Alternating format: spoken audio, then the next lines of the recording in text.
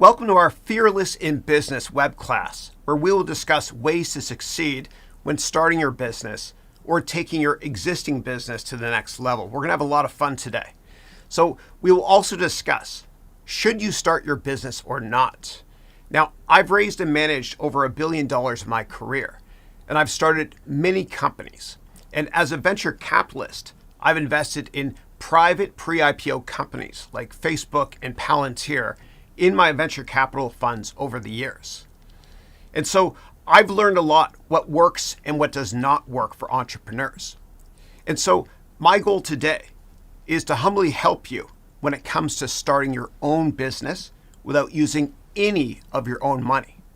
Why? Because I want to help you to be happy and not stressed out when it comes to building your empire and putting your dent in the universe. This will be a lot of fun. All right, let's begin. So I teach based on my own real-life practical experience and never based on theory. And in terms of my background, I graduated from McGill University with a Bachelor of Commerce degree in 1994. I'm dating myself there. Then I worked in the technology financial services consulting sector at Accenture from 1994 to 1998. And along the way, I've started many side hustles as well.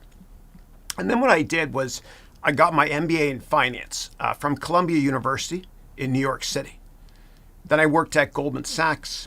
I also worked in the hedge fund industry at Citadel when I moved to the West Coast in the San Francisco Bay Area to invest in technology companies. I then started my own hedge fund, and I worked in the venture capital sector where I sat on many boards, and I also started a bunch of companies in my career. And having worked in venture capital and on many IPOs, I understand what makes a successful business model. And when I worked in venture capital, Morgan Stanley's investment bankers, what they would do is they would have me meet with their pre-IPO companies, and I coached them on how to present and how to impress investors. And sorry about this, my team put these slides up here. I'm a humble Canadian, but I live in the San Francisco Bay Area with my wife, Christine, and my 3 sons, Andrew, Matthew, and Dylan. It's crazy, but a lot of fun.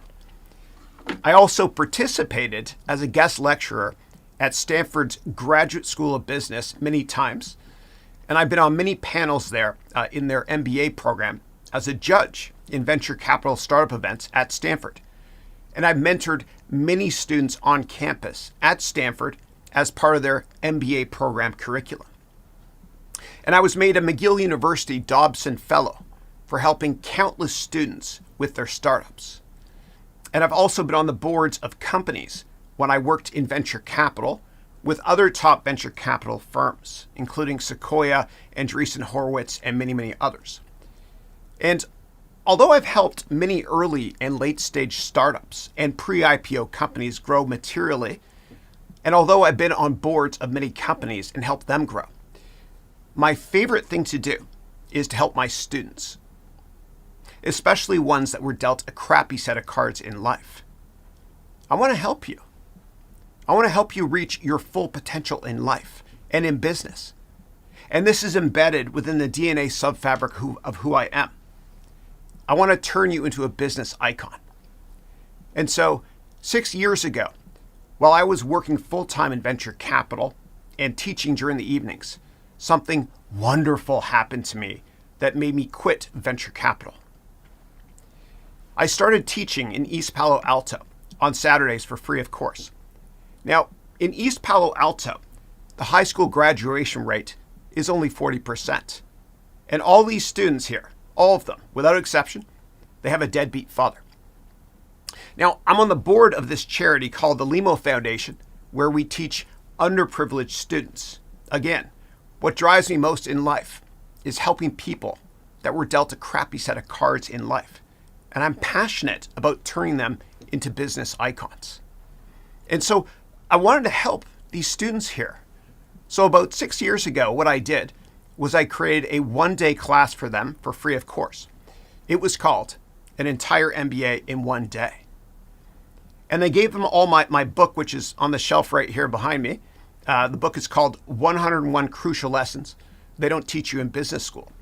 which Forbes magazine said is one of 6 books that all entrepreneurs need to read right now.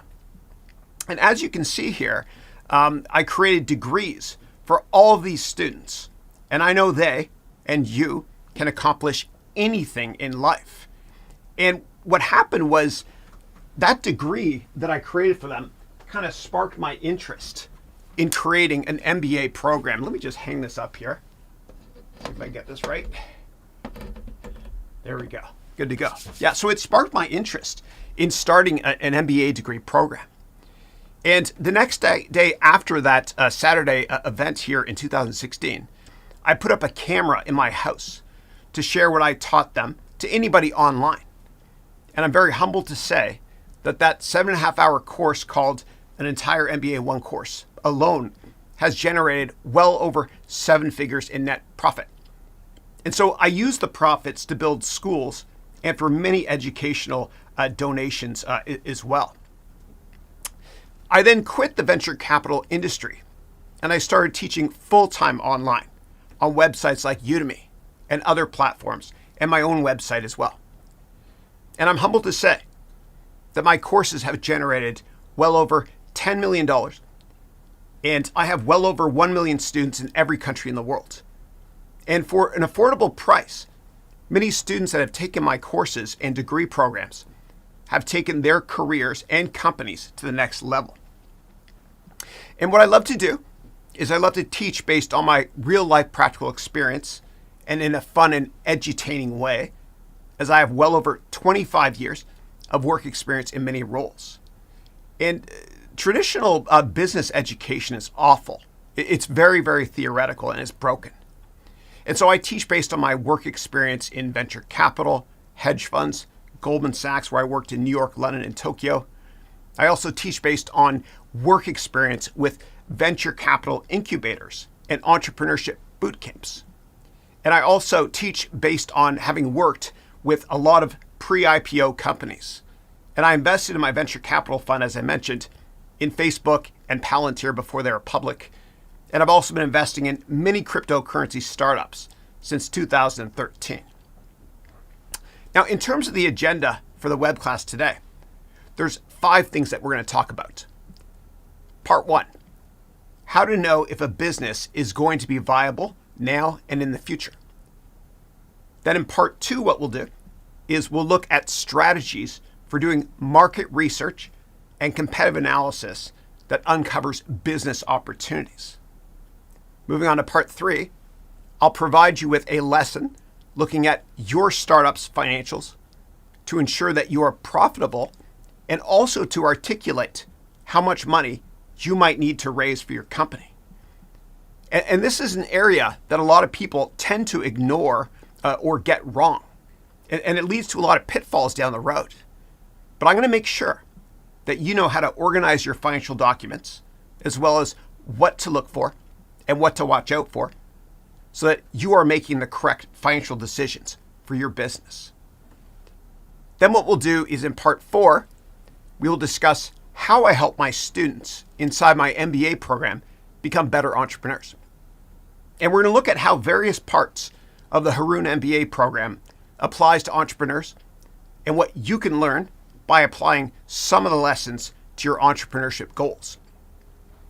And lastly, in part 5, I will quickly interview some students in the platinum version of my MBA program that have started companies. And I will also take your questions forever until there's no more questions left. I love doing this. I don't have a job, I have a passion. And what I'll do also later on is I'll announce the winner of the one-on-one coaching Zoom call with me. And I will tell you all how to get access to my free gift for you today as well. Part 1, how to know if a business is good enough to start or pursue. Unfortunately, most startups fail. And for every Google or Amazon or Facebook, there's countless thousands of other startups that fail or they're walking dead. And I want to save you time. I want to save you money. I want to help you save your health by helping you, because I think you can start your business empire and anybody can do it. And if 2 people in a garage can disrupt a massive old company, Anybody can do it. And I got plenty of examples of that as well. I have so many awesome students.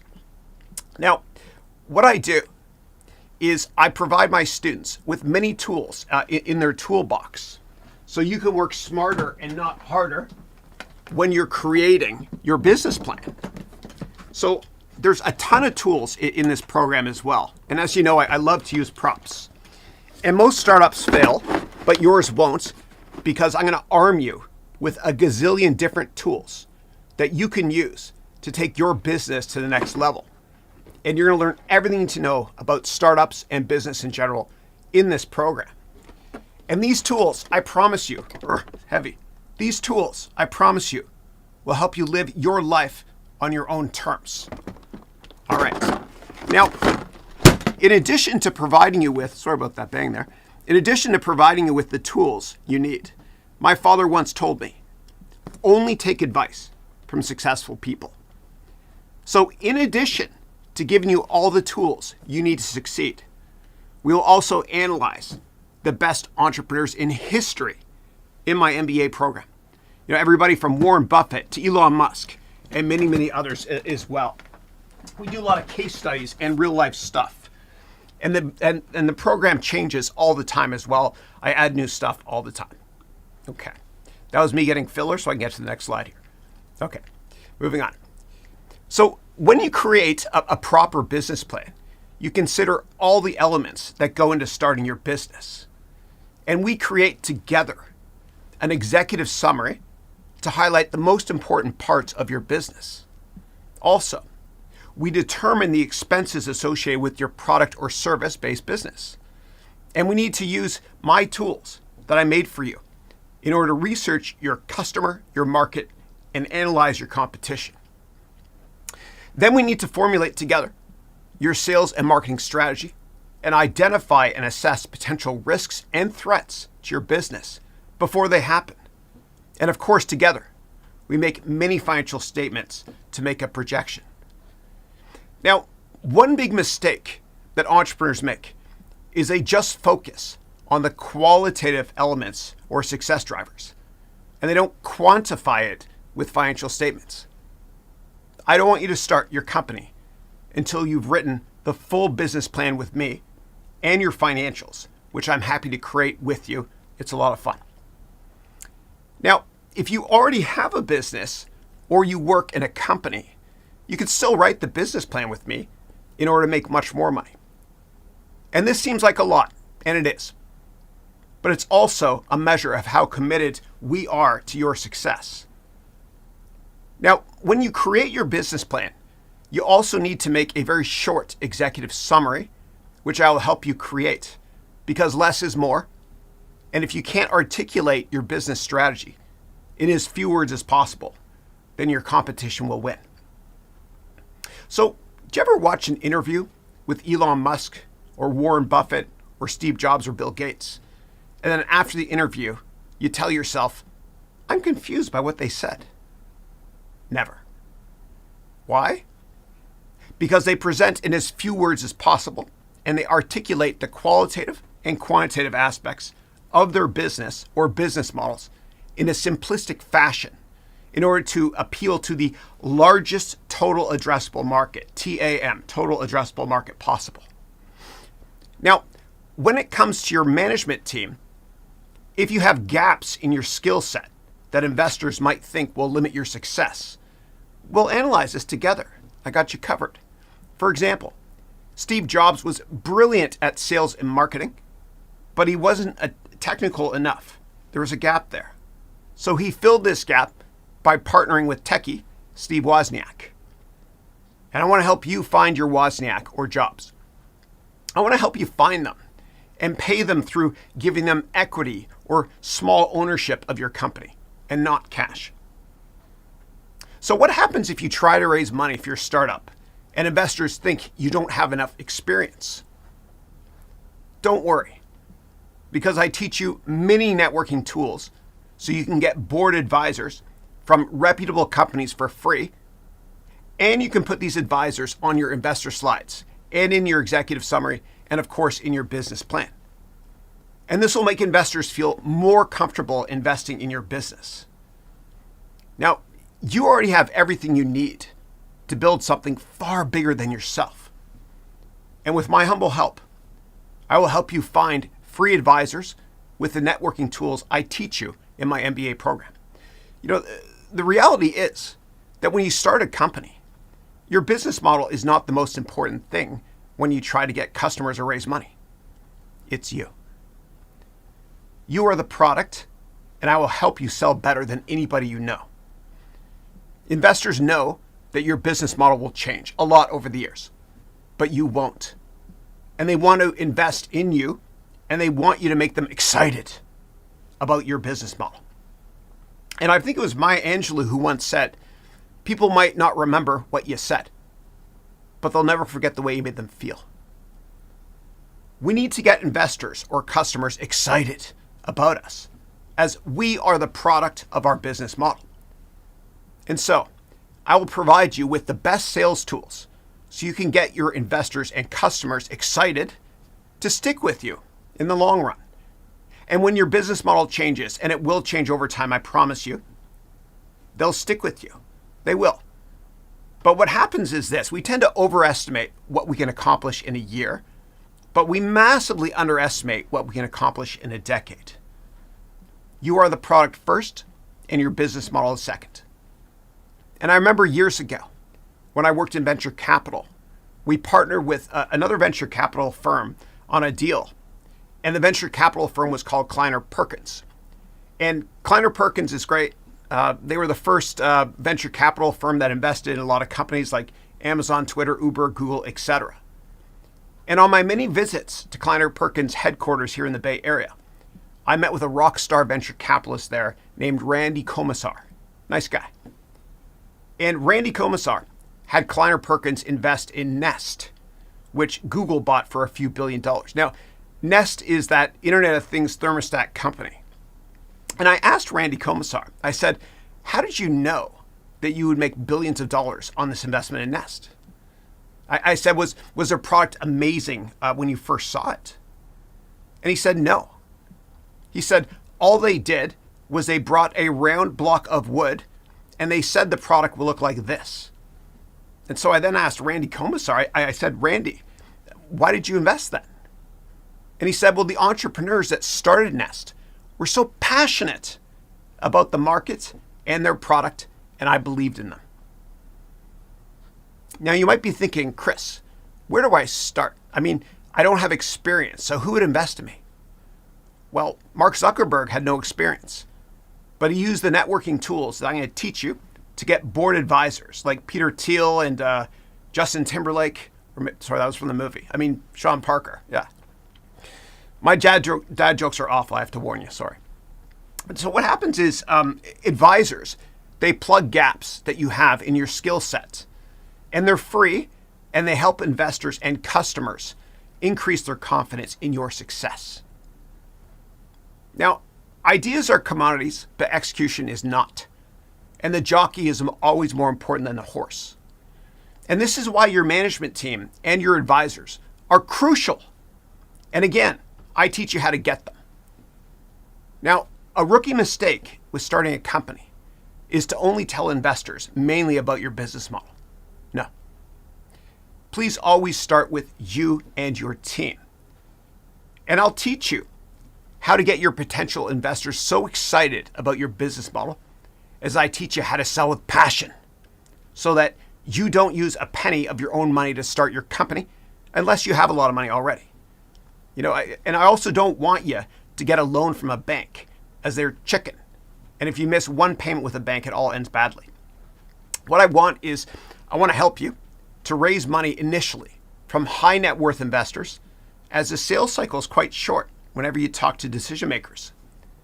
And I'll teach you how with the many networking tools that I provide you with in this MBA degree program. Now, I want you to think about creating companies with as little money as possible and ones that can scale quickly. I don't want you to make a physical product either, unless you sell it first and then you make it later, like Dell Computer has done for decades, because inventory can destroy your company. I want you to think about the best companies which we will analyze in a lot of detail in my MBA program. And the best companies, what they do is they create a platform like a road, and then customers, like cars, create what's on that platform. And so I want you to actually own the road and charge the cars. For example, Airbnb owns a platform, meaning a road, and they charge the cars, meaning people, that book hotel rooms. And Airbnb doesn't own a single hotel. Another example of a platform is Uber. They own a taxi platform, of course, but they don't own a single taxi. Facebook owns several social media platforms. They don't create any social media content.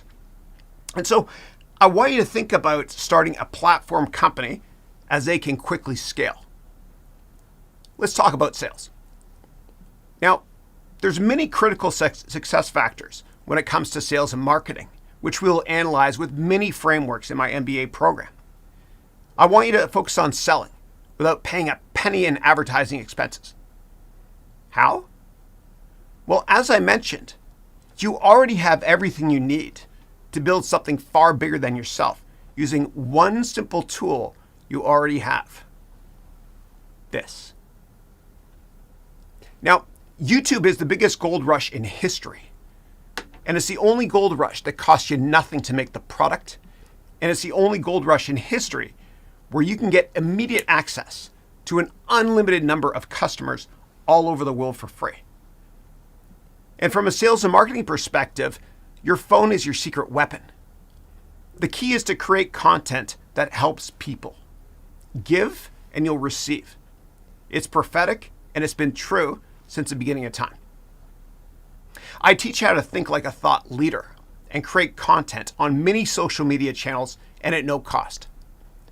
I teach you how to work smarter and not harder when creating your social media content, and it's a lot of fun. And whatever your startup is, I want you to own that market by vlogging about it and then using the same vlogging material on many other platforms at no cost. And eventually you become a thought leader because you think like one. And after a while, after you publish for a while, the media, newspapers, etc., journalists, they'll approach you for quotes. And this is free advertising.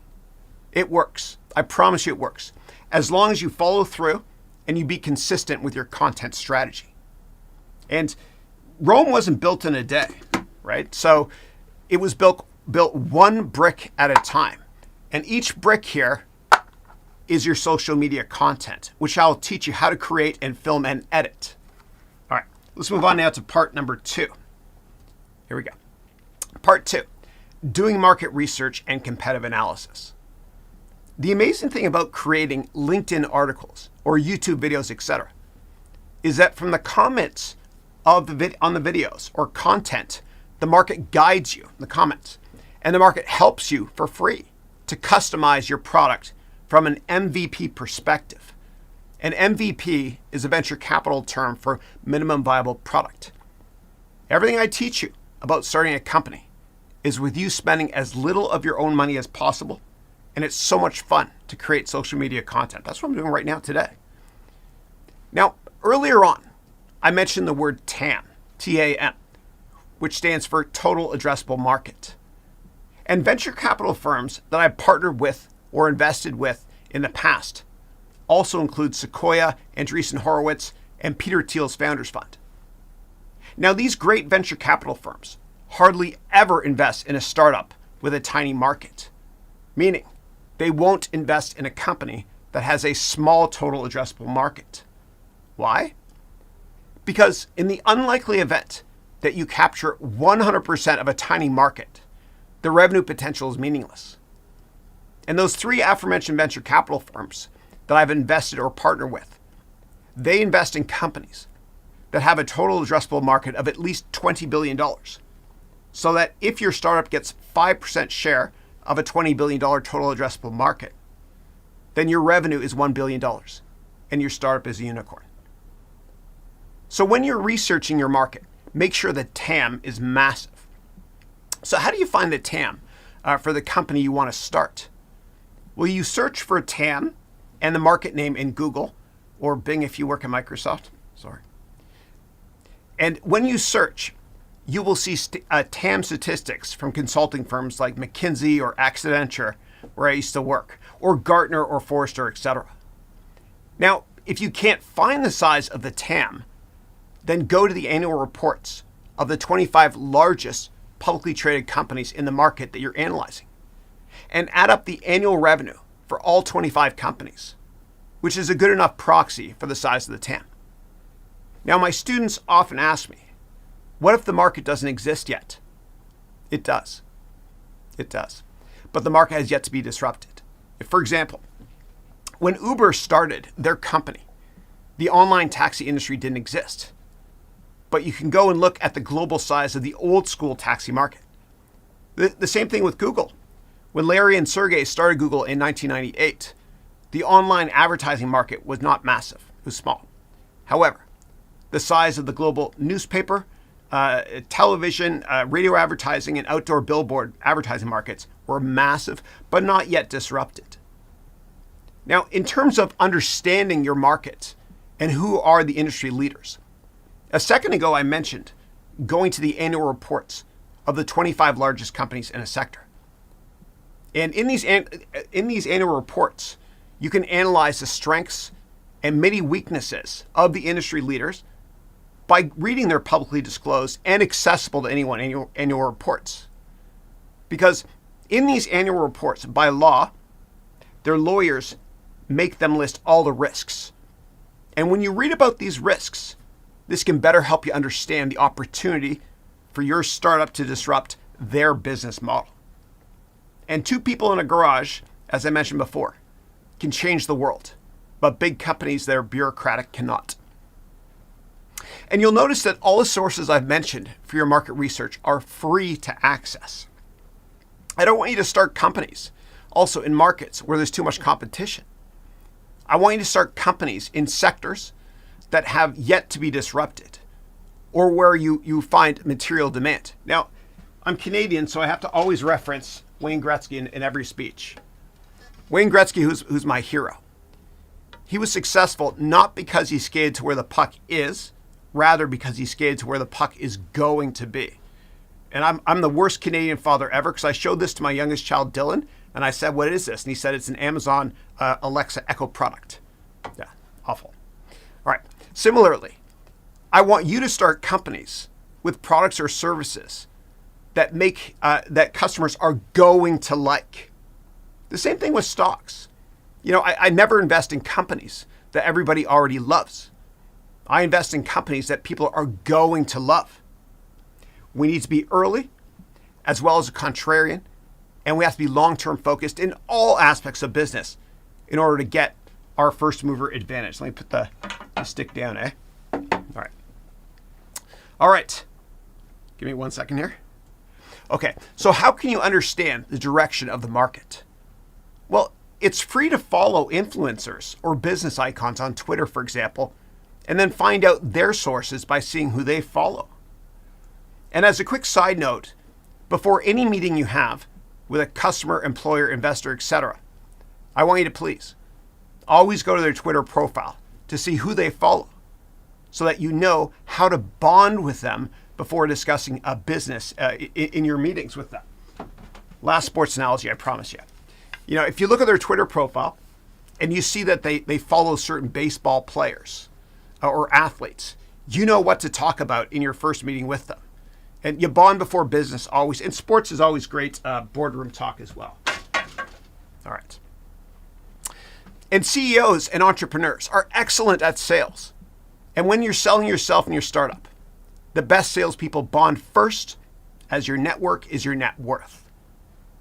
Also, when doing your competitive research, please go to LinkedIn and find out the names of all salespeople that work for your competition. Then go to their Twitter profiles to see who they follow. And of course, they'll follow their customers, which is publicly disclosed and fair game. And it's free to access that. So you might get a couple sales or investors that way as well.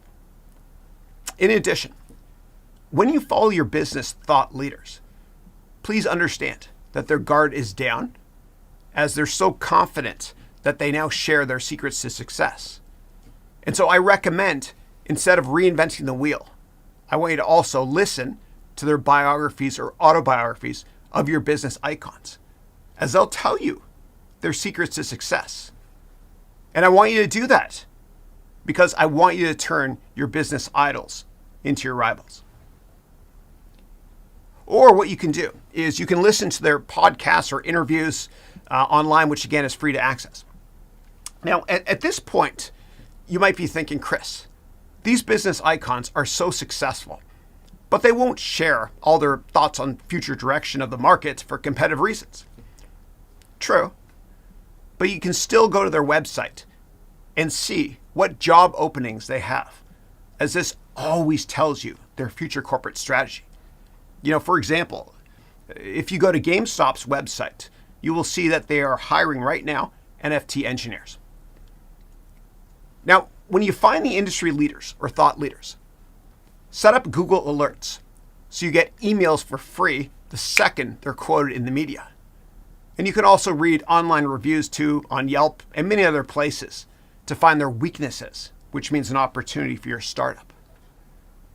Now, aside from the total addressable market, TAM, everything we discussed so far is qualitative, but we need to quantify our business model because without data, we have an opinion and not a thesis.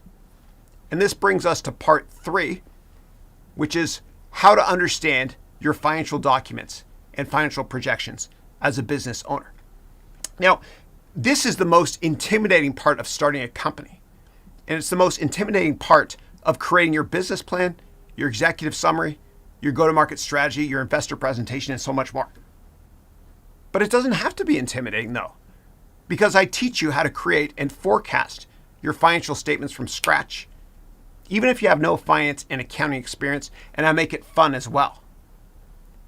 Now, many of the frameworks that I provide my students are financial models.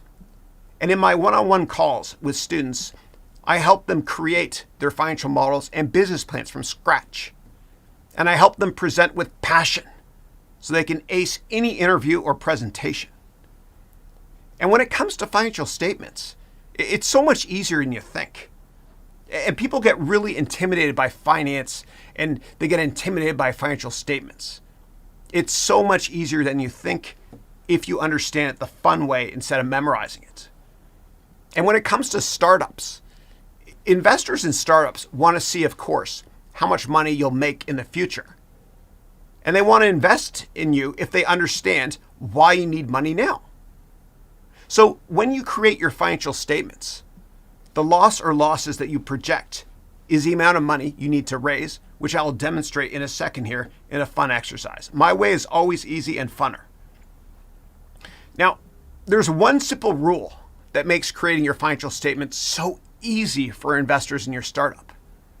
This one simple rule is the basic building block when it comes to all of finance, whether you work at Goldman Sachs, a hedge fund, a mutual fund, a venture capital firm, or your startup. This one simple rule is in my hand right here. I can see it. One simple rule. R for revenue. When you sell something, whatever you sell is your revenue. Now, revenue and sales is the same thing. And at the top of your income statement is revenue. So let's build an income statement here together. This will be fun. Okay, we got revenue up there. Okay. And you look at the income statement, and at the top of the income statement is revenue. And in an income statement, people say, what's your top line? Well, at the top of the income statement is revenue. Then at the bottom of your income statement is earnings. And earnings is the same thing as profit and net income. So let's put this earnings at the bottom of our income statement right here. Cool. Then people say, what is your bottom line? Well, the bottom line of your income statement is earnings. So the top line is revenue and the bottom line is earnings. Now, investors say, what is your top line growth? When they say that, they're asking you, what is revenue growing at? Now, in order to go from revenue to earnings, meaning cash in our pocket, we need to calculate expenses. And creating a forecast of future earnings of a company is fun and easy if you remember one simple rule. Almost everything is a percent of revenue. I have to repeat that. Creating a forecast of the future earnings of a company is fun and easy if you remember one simple rule, which is almost everything is a percent of revenue. Yes, it is that easy. So spend most of your time figuring out what revenue will be. And so let's quickly build an income statement together for year one of our startup. Okay, well, the first expense is the cost of goods sold, COGS, cost of goods sold. And let's pretend that our startup makes iPhones. So my iPhone is sold for $1,000, meaning revenue is $1,000. So what it costs us to make this one phone is $700. That's our cost of goods sold. Okay, so 70% of our revenue is our cost of goods sold. So what I'm going to do is let me put this up here, and we'll calculate all this stuff together. This will be fun. So at the top, and you know what I'll do actually, I'm going to go off script here and put a little flashlight on here. So at the top here is revenue, and then it might be hard for you guys to see what's here. So give me 1 second. I'm going to throw a light on here, man. Why not? All right. So I'll put a little flashlight back here so you can see what I'm about to build with you together. Okay, good. Great. All right. So next up, we have salespeople and marketing people. Okay, and that's called S&M for sales and marketing. And every iPhone we sell costs us $100 in sales and marketing, which is 10% of revenue. All right, let me put this over here. Can you guys see it okay? Good, perfect, awesome. Let's keep building this. Okay, next up we have research and development, R&D, to make the iPhone. And for every iPhone we sell, it costs us $200 in research and development, meaning 20% of revenue. Let's keep stacking this. All right, cool. Almost done here. What about all the other general expenses, like people that work in operations? Well, we're going to put all that stuff in a miscellaneous bucket called G&A, which stands for General and Administrative Expenses. And G&A expenses in our hypothetical example are $100 or 10% of revenue. So let's stack this up here. I think we're done. Okay, cool. Now, let's add up the expenses, okay? So we got $700 here in COGS, that's cost of goods sold, plus $100 sales and marketing, plus $200 for R&D, plus $100 in general administrative. So all this added up together is $1,100 in expenses. So revenue was $1,000, okay, for this iPhone, and our expenses are $1,100. So now we're left with negative $100 in earnings. We're losing $100. And we don't pay taxes as we're losing money. We're losing $100. And if the tax rate is 50%, then we have a $50 tax credit as a net operating loss, or NOL, that we can carry forward. So if we pay taxes in the future, we only pay taxes in the future if we owe more than $50 in taxes. And this will make a lot more sense when we forecast year two in a minute. And a quick side note here, if you start your own company and you legally charge stuff to your company by buying the best computer, then you're going to pay less in taxes. And the super wealthy pay less in taxes percent-wise than most people for this and other reasons, which we can talk about another day. And of course, the super wealthy own their own companies. So we're losing $100 here because the iPhone we sold for $1,000 in revenue and expenses were $1,100. So if our investor asks us why we need to raise $100 from an investor for our company, we can explain the use of proceeds. Okay, let's forecast year two. So what I'm going to do is let me take all this stuff down here for a second. And we're going to start with revenue like we always do. Give me 1 second to tee this up here. All right. So we're going to do year two. And you'll have this incredible aha moment, and this will all make sense as well. All right. So in year number two, we sell 2 iPhones at $1,000 each. So revenue in year two is $2,000. Let me stack this up here. Great. All right, cool. Now, the key here is everything is a percent of revenue. So last year in year one, it cost us $700 for a cost of goods sold, okay? and that was 70% of revenue last year. So we're now more efficient in year 2. So here in year 2, our cost of goods sold is going to be 50%. So our cost of goods sold in year 2 is $1,000, which is $2,000 in revenue times 50%. Let me stack this here. All right, cool. You can see it okay? Should be good. Yeah, good. All right. That wasn't supposed to happen. Hold on one second. All right. Joey, if you're watching, I want you to laugh at me, brother, not with me, okay? Well, I don't need the light anymore, so I did that on purpose. Yeah. Okay. All right, cool. I feel like Mr. Bean. Okay. So next up we've got all right. So next up we've got R&D. Okay. And that expense that fell on the floor, that will go in the G&A bucket. Yeah. All right. So next up we have R&D. Now, last year it was 20% of revenue. And again, what we're trying to do is we're trying to look at everything as a percent of revenue. So 20% of revenue last year was R&D. So now it's going to be, we're going to keep it at 20% because we're growing our company. We want to invest in the future. So 20% of revenue is for, Eileen, I see you laughing. I love you. I miss you. I hope you're doing well. Eileen is coming on the call later on. Eileen Dale Gracias. She's got the best last name ever. Her last name is Dale Gracias, which translates into thank God. Thank God you're here to make me laugh. Thank you. Laugh at me, not with me always. All right, so R&D is going to stay constant at 20%, okay, because we're growing our company. So 20% times $2,000 in revenue is $400. All right, next up we've got sales and marketing. And last year it was 10% of revenue, but this year it's 5% of revenue because we're using automated cloud-based software to sell our products more this year than last year. All right, we're getting some leverage in the model here, guys. Good. All right, so 5% of $2,000 in S&M is $100. Leverage is kicking in. Next up, we've got G&A, which was 10% of revenue last year, and now it's 5% as we outsource some tasks. So 5% of $2,000 is $100. All right.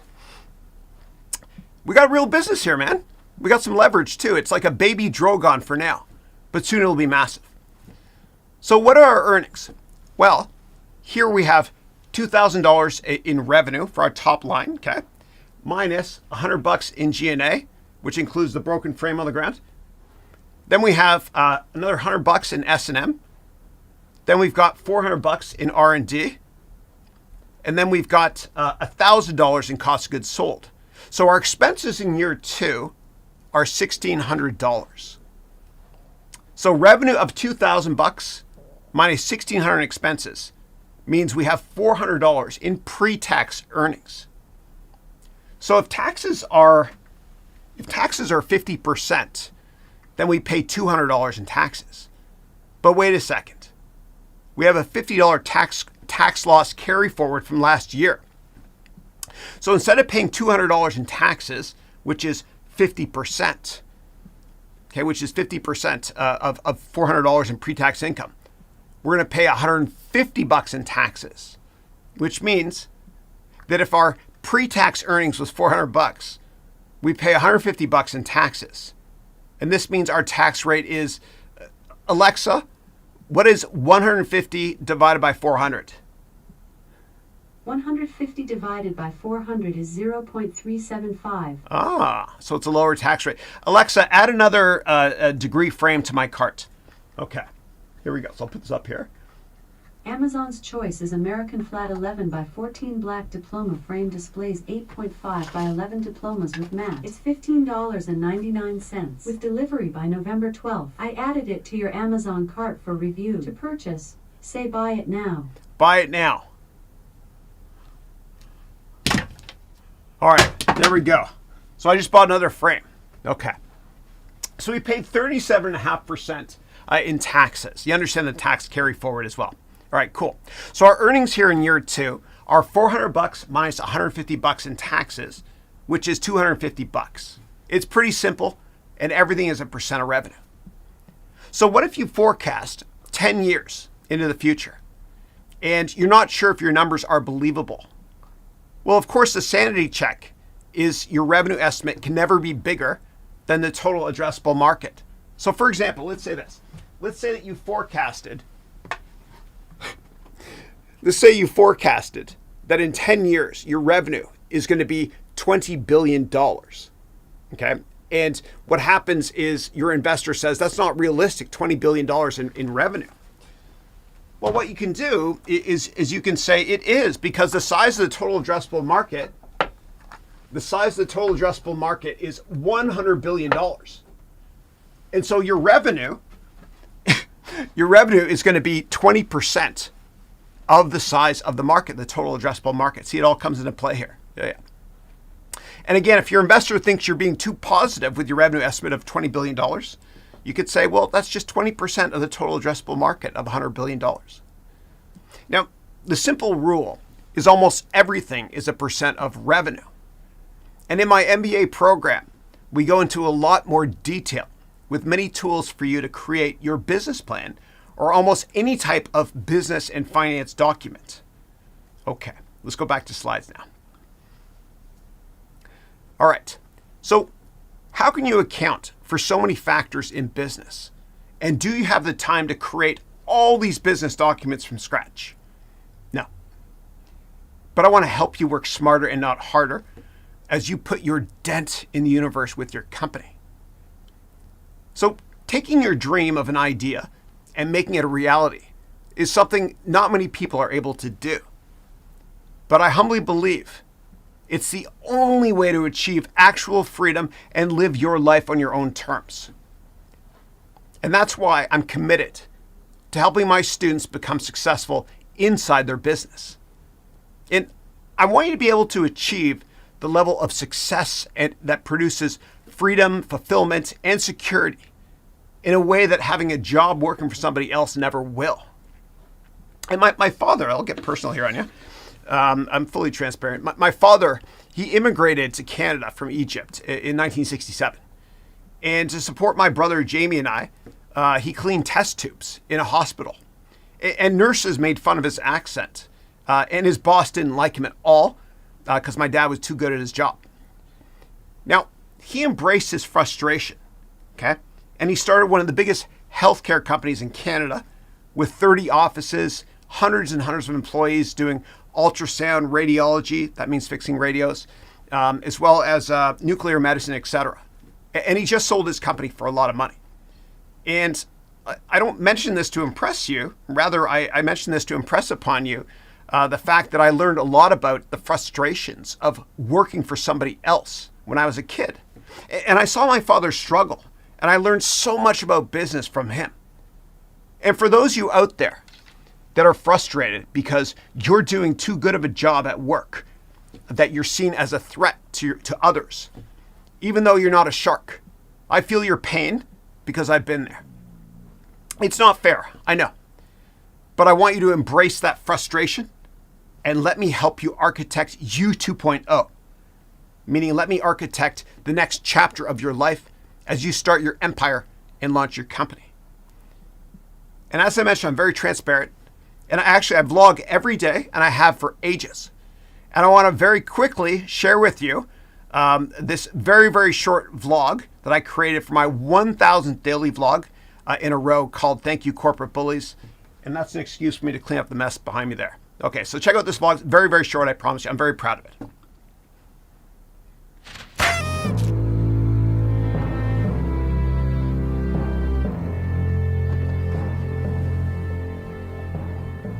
If you bully people at work, meaning if you're a corporate bully, then I want you to keep watching this. Otherwise, don't watch the rest of this vlog. It's going to be out there today.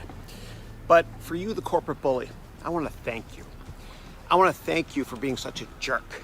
And by the way, you peaked in high school and you're so insecure that you treat people poorly. I get it. I get it. You're really insecure. I understand. But you know what? In a bizarre way, and I think what you've done at work, treating people poorly, is disgusting. But I think in a bizarre way, I want to thank you because you've motivated the people that you've treated poorly to quit and to join another company, or you've motivated them to start their own companies. You see, frustration in business can be a beautiful thing. And I say it with love in my heart. Because if you're frustrated at work because you're being treated poorly, and I've been treated poorly many times before, then that forces you to get outside your comfort zone and get a better job. Or better yet, start your own company. If I can be resourceful in any way helping you start your own company, please let me know. Thank you. Not the bullies, just the people who are being bullied, like I was. Thank you.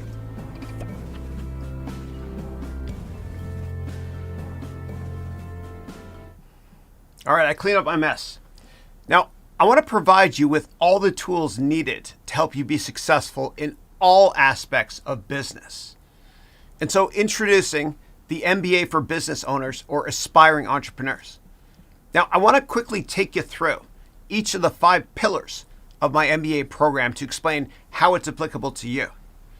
And all the lessons provided inside the Haroun MBA are practical, relevant, and modern, meaning these strategies are being used right now and will continue to be successful if used in the future. And I know they work because they are the exact strategy I've used to succeed and continue to use today. So in the entrepreneurship track, which is one of 5 pillars in my MBA degree program, we have a venture capital bootcamp, which is behind me on the hat there, behind the frame that broke, which I'm trying to sell to you, which you're probably not going to buy today. That's okay. But we have a venture capital bootcamp in the 3rd of 4 semesters. Let me get the hat here. I'll show you here. Little prop here. Okay.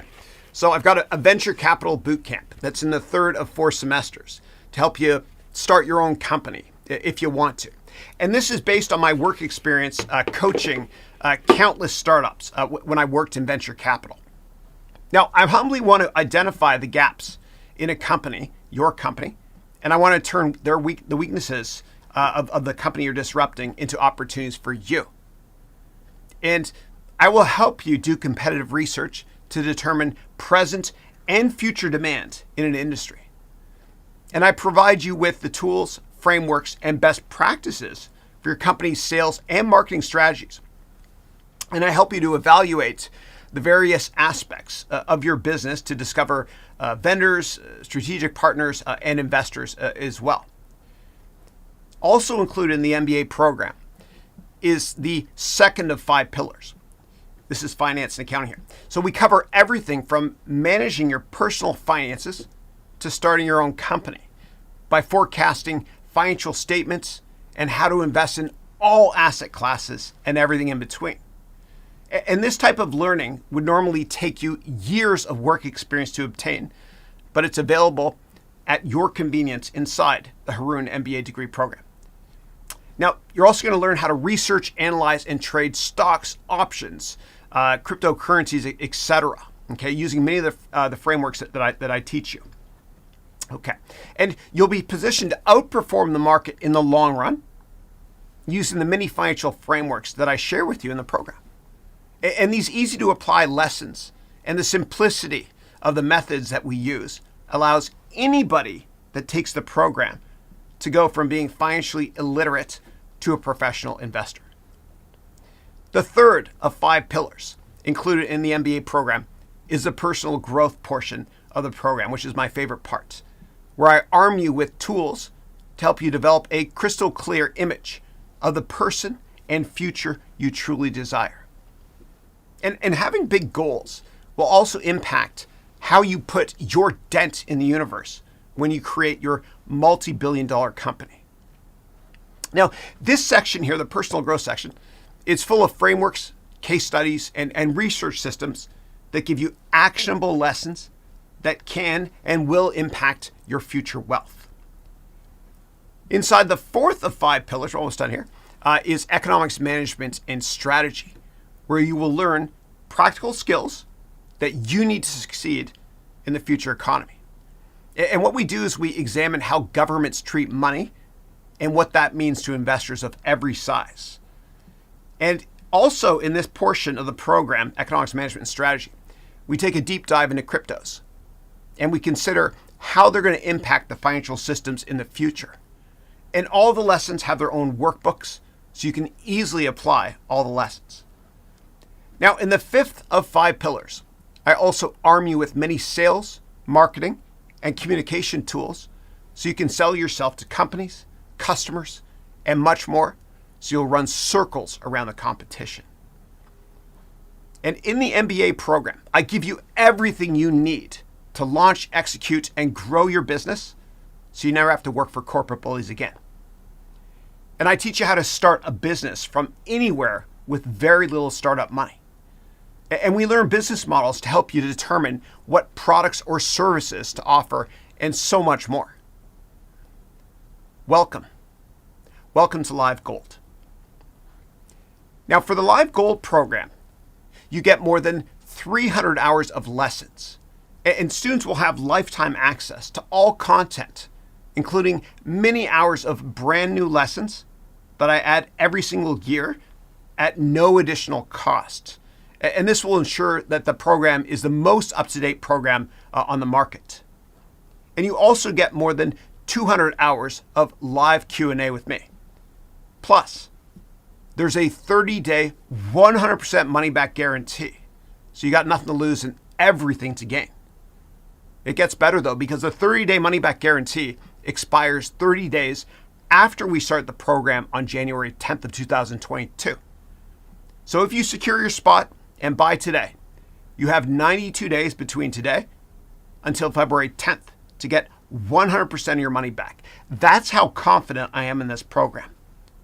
Again, classes start on January 10th, 2022, and space is limited. Welcome to Live Platinum, which is Live Gold plus so much more.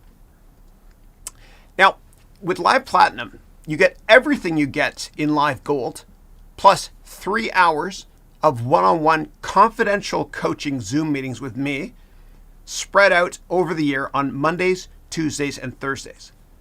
And Platinum also starts on January 10th, 2022, and the same money-back guarantee applies. Now, before you make your final decision on purchasing that thing I broke, before you make your final decision, I'd like to take a short opportunity here to compare the costs of other options so you can fully understand how you're helping me with my mission to make education accessible, affordable, and practical. Let me get my last big prop here. Careful, Chris. Okay, here we go. All right. So, number one, a traditional MBA degree from an accredited university costs, wait for it, here we go, $100,000. This is fake money. It costs you $100,000, and it also takes 2 to 3 years of your time. And this is a financial hazard that many people get trapped in, and they end up paying off debts for many years. And the worst part is they teach you theories and concepts that were already outdated last century, literally. And this won't serve your purpose in the future. In fact, the cost of the Haroun MBA program is about 1 or 2 hours worth of the cost of attending these traditional schools. But my program promises to deliver far more in the way of lessons that you're going to use to make more money and have a better life overall. And many of my existing students and graduates have already taken the program, my MBA program, and they also have MBAs from top schools. And they report to me that they learned a lot more from my program in the first month than they did their entire MBA at a $100,000 university. And they still use a lot of the frameworks that I provide them with today. Number two, other online education costs between $10,000 and $25,000 plus time of 1 to 2 years. And these other online MBA programs, they continue to pop up and they promise you all the benefits of a traditional program. However, when you get inside, they often leave a lot of gaps in your learning. Also, they remain trapped in the idea of accreditation, and as a result, they tend to teach outdated concepts and theories that are no longer relevant. And these programs also, I do a lot of market research on my competition. These programs, they promise you lessons from founders of Fortune 500 companies. But once you get inside the program, you wonder, where or when will these lectures become available? And so I'm a Columbia University MBA graduate. I've worked in the investing market, consulting, venture capital, M&A, and I'm humbly an award-winning professor, as I used to teach during the evenings at several universities. And at one university, I won the award for Top Finance Professor of the Year as well. And I've also started many of my own companies. And this allows me to guarantee you that what you're learning will be relevant in the modern workplace. Now, if you buy gold or platinum before November 15th, you're going to save $500 for gold or for platinum. Plus, you get free access to my new options course and my complete presentation and public speaking course.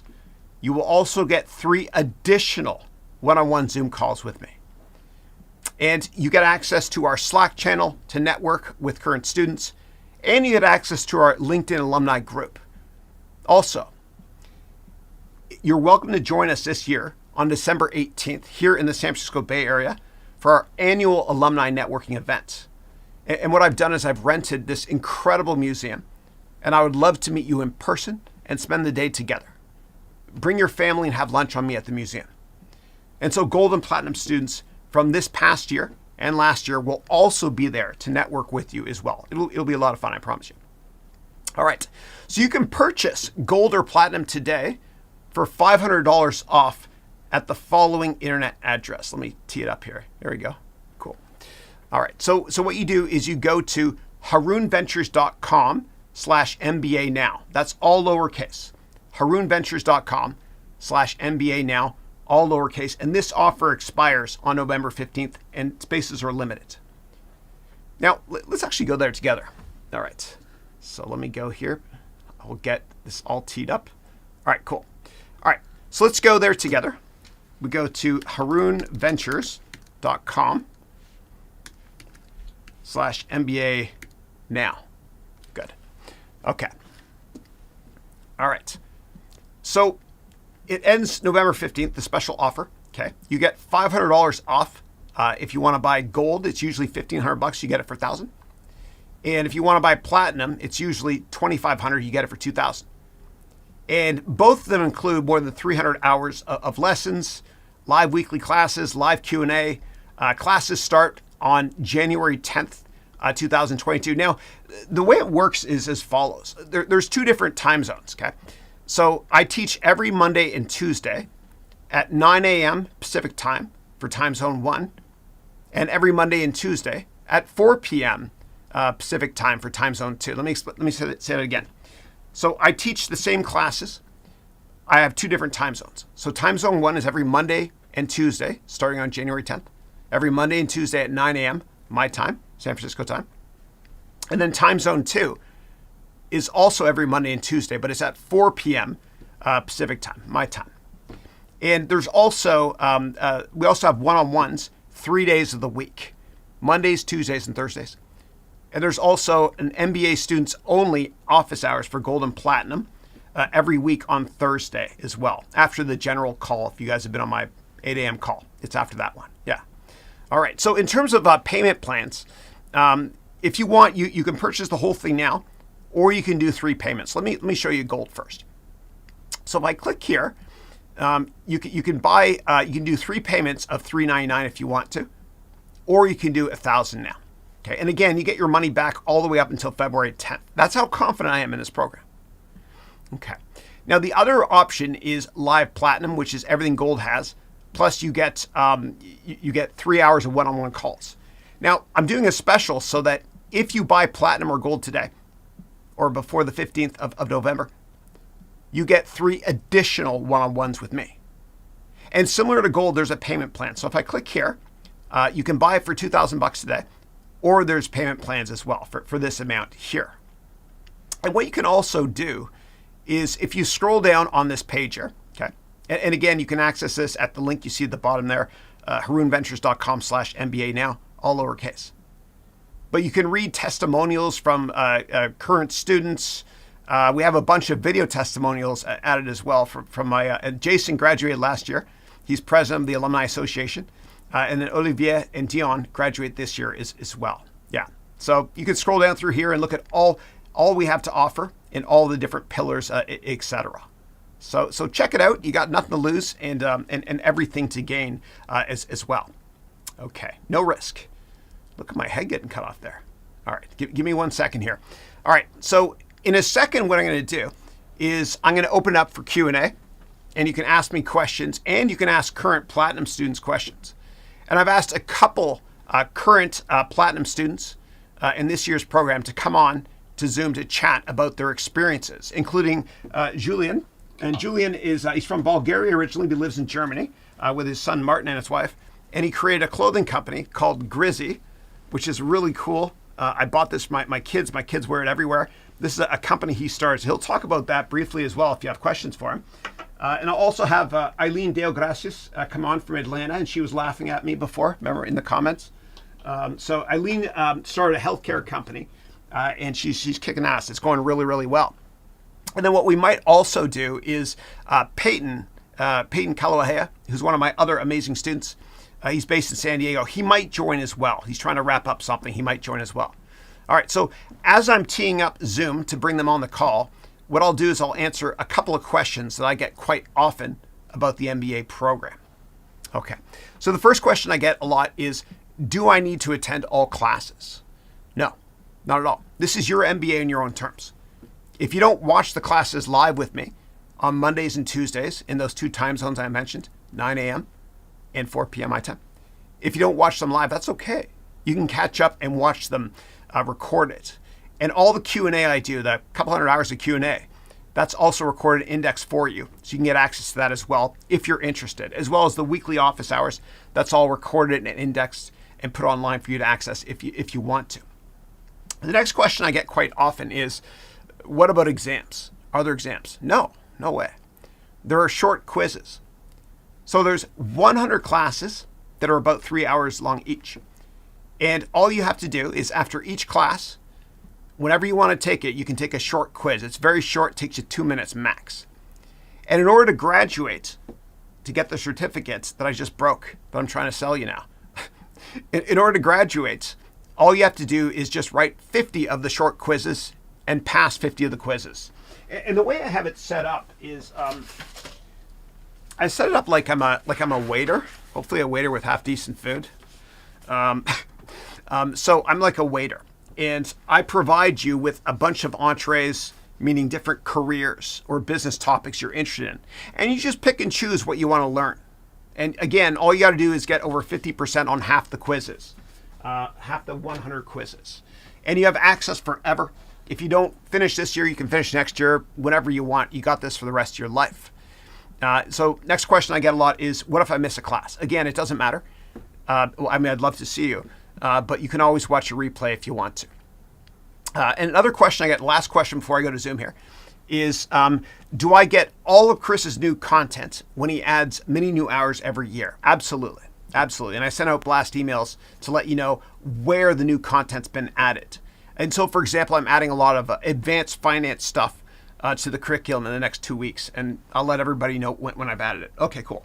All right, so what I'm going to do now is I'm going to go to Zoom, and I'm going to get this all teed up, and I'll show you behind the scenes, actually. All right, so I'm using a product called Wirecast here, which I teach you how to use in the program. It's kind of like Twitch, which I also teach. All right, so let me go here to Zoom. I have it set up here, Zoom. And Eileen and Julian, if you're there, please join now. And I'll throw you on. This will be fun. Give me a second. It takes me a second to log in sometimes. All right. There we go. It worked first time. That's rare. Okay, great. Excellent. All right. So whenever you guys want to join, go ahead, please. You guys have the Zoom link. And what I'll do is I'm going to answer all questions I have here. And if anybody wants to join Zoom after I briefly interview Julian, as well as Eileen and maybe Peyton if he can make it, you guys can join Zoom as well. And I'll give you the address. Okay, so I got Julian here. Let me admit Julian. And I've got Eileen. Excellent. You guys the best. All right, very cool. And let me make sure we're all set up and good to go here. Okay. And Peyton, oh my goodness, everyone is here. Tous les enfants sont ici. Hey, Chris. How are you, man? What's going on, brother? All good on my side. Excellent, On excellent. the other side of the ocean. And you? Yeah, I'm good. I'm good. It's great to see you, man. I've got your swag here, high quality swag. Your company, Grizzy. You Yeah. you guys already received a couple of experiences. What's your Yeah. what are your thoughts about the quality? I Tell me. love it. It's amazing. And my son Yeah. Andrew, he's like the coolest kid in school. He wears Okay. this as well. He's got his own. Yeah. It's cool, man. I Perfect. feel hip and groovy. Is that what they say these days? Groovy with a hood? No, they don't. Peyton said no. Okay. Yeah. And Eileen, great to see you. Great to see you, Peyton, as well.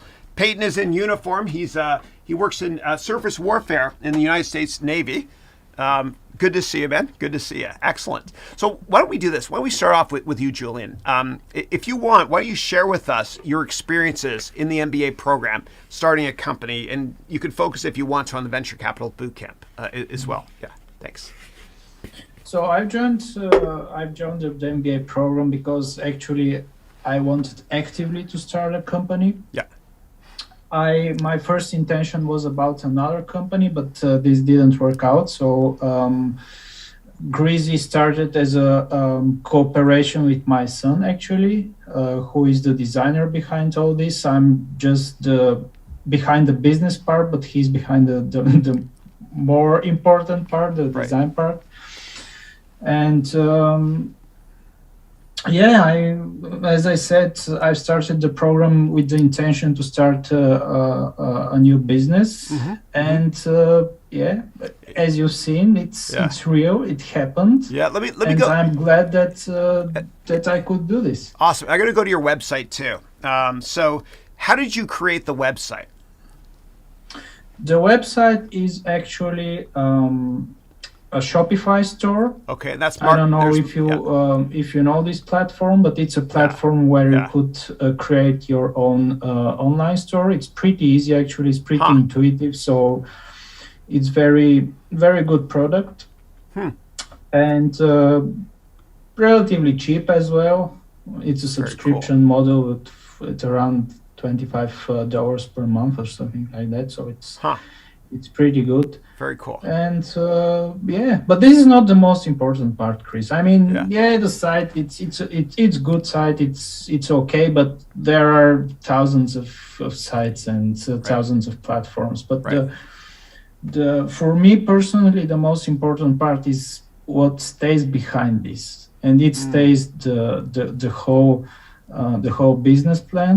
It was huge. Okay. I want to make a shout out here because the things that we learned on the venture capital bootcamp, it's actually a business. You write a business plan, but it's so massive. I mean, every possible aspects is there. So if you if you're dedicated to do this in the best possible way, I don't know what else could you miss there. So it's absolutely huge. So you see the final product, but there is a lot of work behind it from the business point perspective. And I mean, I didn't take any additional information for how this thing outside of the MBA program. Cool. Thank you. I'm glad it's helped. Everything that I could implement, it was already in the program. So awesome. Thank you. I appreciate it's that. pretty good. From the finance part, because this was my favorite part. To the competition, marketing, everything is in one package. So for me, it works. Maybe it wouldn't work for everyone, but for me, definitely. And you see the product, the end result. Well, let's not focus on who it won't work for, because I'm trying to sell something here. No, I'm just kidding. Sorry, no. Thanks so much for the feedback. I appreciate. And if anybody has questions, pros and cons, negatives, etc., about the program, please ask right here. We've got 3 people in the program. Julian graduated last year. I guess let's move on to Peyton next. So Peyton started a couple companies. He's in the program this year. Yeah, cool. Peyton, show us what you got there. What are those little badges you got?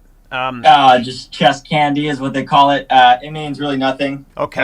No, I'm just kidding. This surface warfare pin, this is the, for me, that's what makes me qualified to be able to drive a ship. Yeah. And then this is just accommodation medals just for, I guess, breathing well next to other people. Cool. And then the Battle E is probably what I'm most proud of, which is like cool. the most impressive like ship on the waterfront. Huh. And so very few people have had the Battle E, which is something that I really like. That's awesome. Congrats, man. That's great. And you were in you were in Okinawa recently. Are you back stateside? I was. I am back stateside, back in San Diego. Okay. And so yeah, we're doing well. Cool. And so yeah, it's been really good. It's been really good. Awesome. Cool. But yeah, I'll jump in and kind of say like my piece. Mm-hmm. I do not have to run, so today I can be here as long as anybody has questions. Very cool. But for the MBA degree, like I think anybody that's here is like an entrepreneur or has like some entrepreneurial mindset. Yeah. Like you're gonna really like Chris's MBA degree, and the reason why like I did it, and like entrepreneurs, they also like research a lot before they actually do it. And this is the target audience today, right? Chris is just these are entrepreneurs. Yeah. Yeah, and so like entrepreneurs, like they go like super deep. I would listen to his like TED Talk and like the way that he does approaches education. That's something that pushed me over the edge. Cool. But also like all the frameworks. And so as a person that's an entrepreneur, you need tools, and you need tools to be able to like actually like make decisions effectively. And that's like for me, what was the biggest thing about Chris is like, well, first of all, the one-on-ones. And I think everybody in this like specific one like understands like how important it is to like network with people and like understand that, and to get Chris in your back pocket, especially in those one-on-ones, is like really awesome. And he did not do the extra bonus meetings last year. Sorry. And that was something that I definitely wish that I could achieve more, because I'm kind of reaching to my limit, because like those are like extremely valuable, and like that's probably the most valuable thing. In terms of me, like I would pay like $5,000, $6,000. I don't know what your MBA program's up to, but $5,000, $6,000 to be able to get an hour with Chris. Like it's just one of those things that he is somebody that understands like the practicals of like life, as well as like the business side of things. And so he understands venture capital. He understands how to like approach and network people. Like currently right now with Game Report, I've been networking like crazy. So like the one thing that I wasn't kind of interested in with Chris's MBA program was like networking. But like that was probably the most like important thing that I need to learn in terms of like the lessons. And the way I network now has been like getting me into like, I've done 2 interviews now, and I'm about to do a 3rd one with the CEO of like another like blockchain gaming company, as well as partnership with like one of the like top 5 NFT spaces or NFT like users in the space. So it's just like the networking is probably the most important thing. Right. And I'll go to your. I think that's. Do you want to explain your company a bit? It's been amazing. Yeah. It's actually been picking up quite a bit. So GameReport.io, and you'll kind of learn this in the MBA program when you're kind of going through like valuing companies, especially in like I think it was semester 1 that I went through like his investing framework as well as his cryptocurrency framework, and I felt like there was a gap when it comes to transparency and legitimacy and like like prospectus, like an S1 report or a Q report, when it comes to like blockchain games or just really blockchains companies across the board. And so what I wanted to do is I want to kind of fill that gap.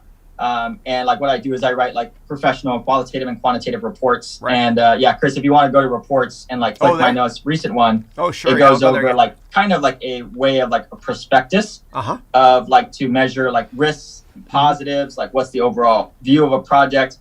And so these are all like crypto video games that are possibly going to come out. And like I try to give transparency for gamers as well as like investors. So whenever they do look at something, they're able to kind of see it, and all of them are hyperlinked to the actual like report. And so, that's kind of what I do. Nice. And I'm really excited about it. It's been getting a lot of traction lately. Nice, dude. This is really impressive, man. Nicely done. And you also, I think you and Julian also done quite well investing, buying stocks as well, based on some of the stuff we cover. Like returns wise, like my stock portfolio has done really well. Like I invested in like Apple and Tesla, and like Nvidia and all that stuff during like the kind of the market crash, and rode that wave and then put it into cryptocurrency. And my cryptocurrency portfolio based off like your framework pretty much is like I went from like around 30K. So I sold like all of my stock not all of them except Apple and Tesla, and I put everything into crypto. Nice. And I've been doing very well. So like I went from 30K and like now the number's up to 140K. Nice, Chris. Yeah, it's been really awesome. And crypto's been awesome, been ripping lately. So nice, yeah. And also the correct term is lit, Chris. Lit? You said okay. that. Yeah. It's not hip or anything. I don't like say that. we don't say groovy anymore. No, I'm sorry, Chris. That was probably like a 3 generations ago. I'm trying. Okay. That's lit. Yeah. My kids will say that's dope as well. Yeah. That works out well. Awesome. Very cool. I love it. Eileen, first of all, I have to say, I hope I made you laugh. I saw I saw you commenting there on my broken frame. It's in pieces, but I ordered another one live from ALEXA. Yeah. I was saying that was Chris Gold. You know, he dropped the frame, broke it, and bought on Amazon in like a span of like 2 minutes. So that is like live Chris, and that's what you're gonna get in this MBA. Yeah. I felt like that was enough to sell this thing, Chris. Right. Oh, thank you. No, it's great. And Eileen has them. And by the way, so Eileen has this company, and she bought another one during the program. And I was helping her with due diligence, and we discovered that the company you bought owns a horse. Is that right? That's correct. Eileen owns a horse. Yeah. That's great. So actually, it was the company that I already bought when I was already managing that company when I joined the MBA. Okay, cool.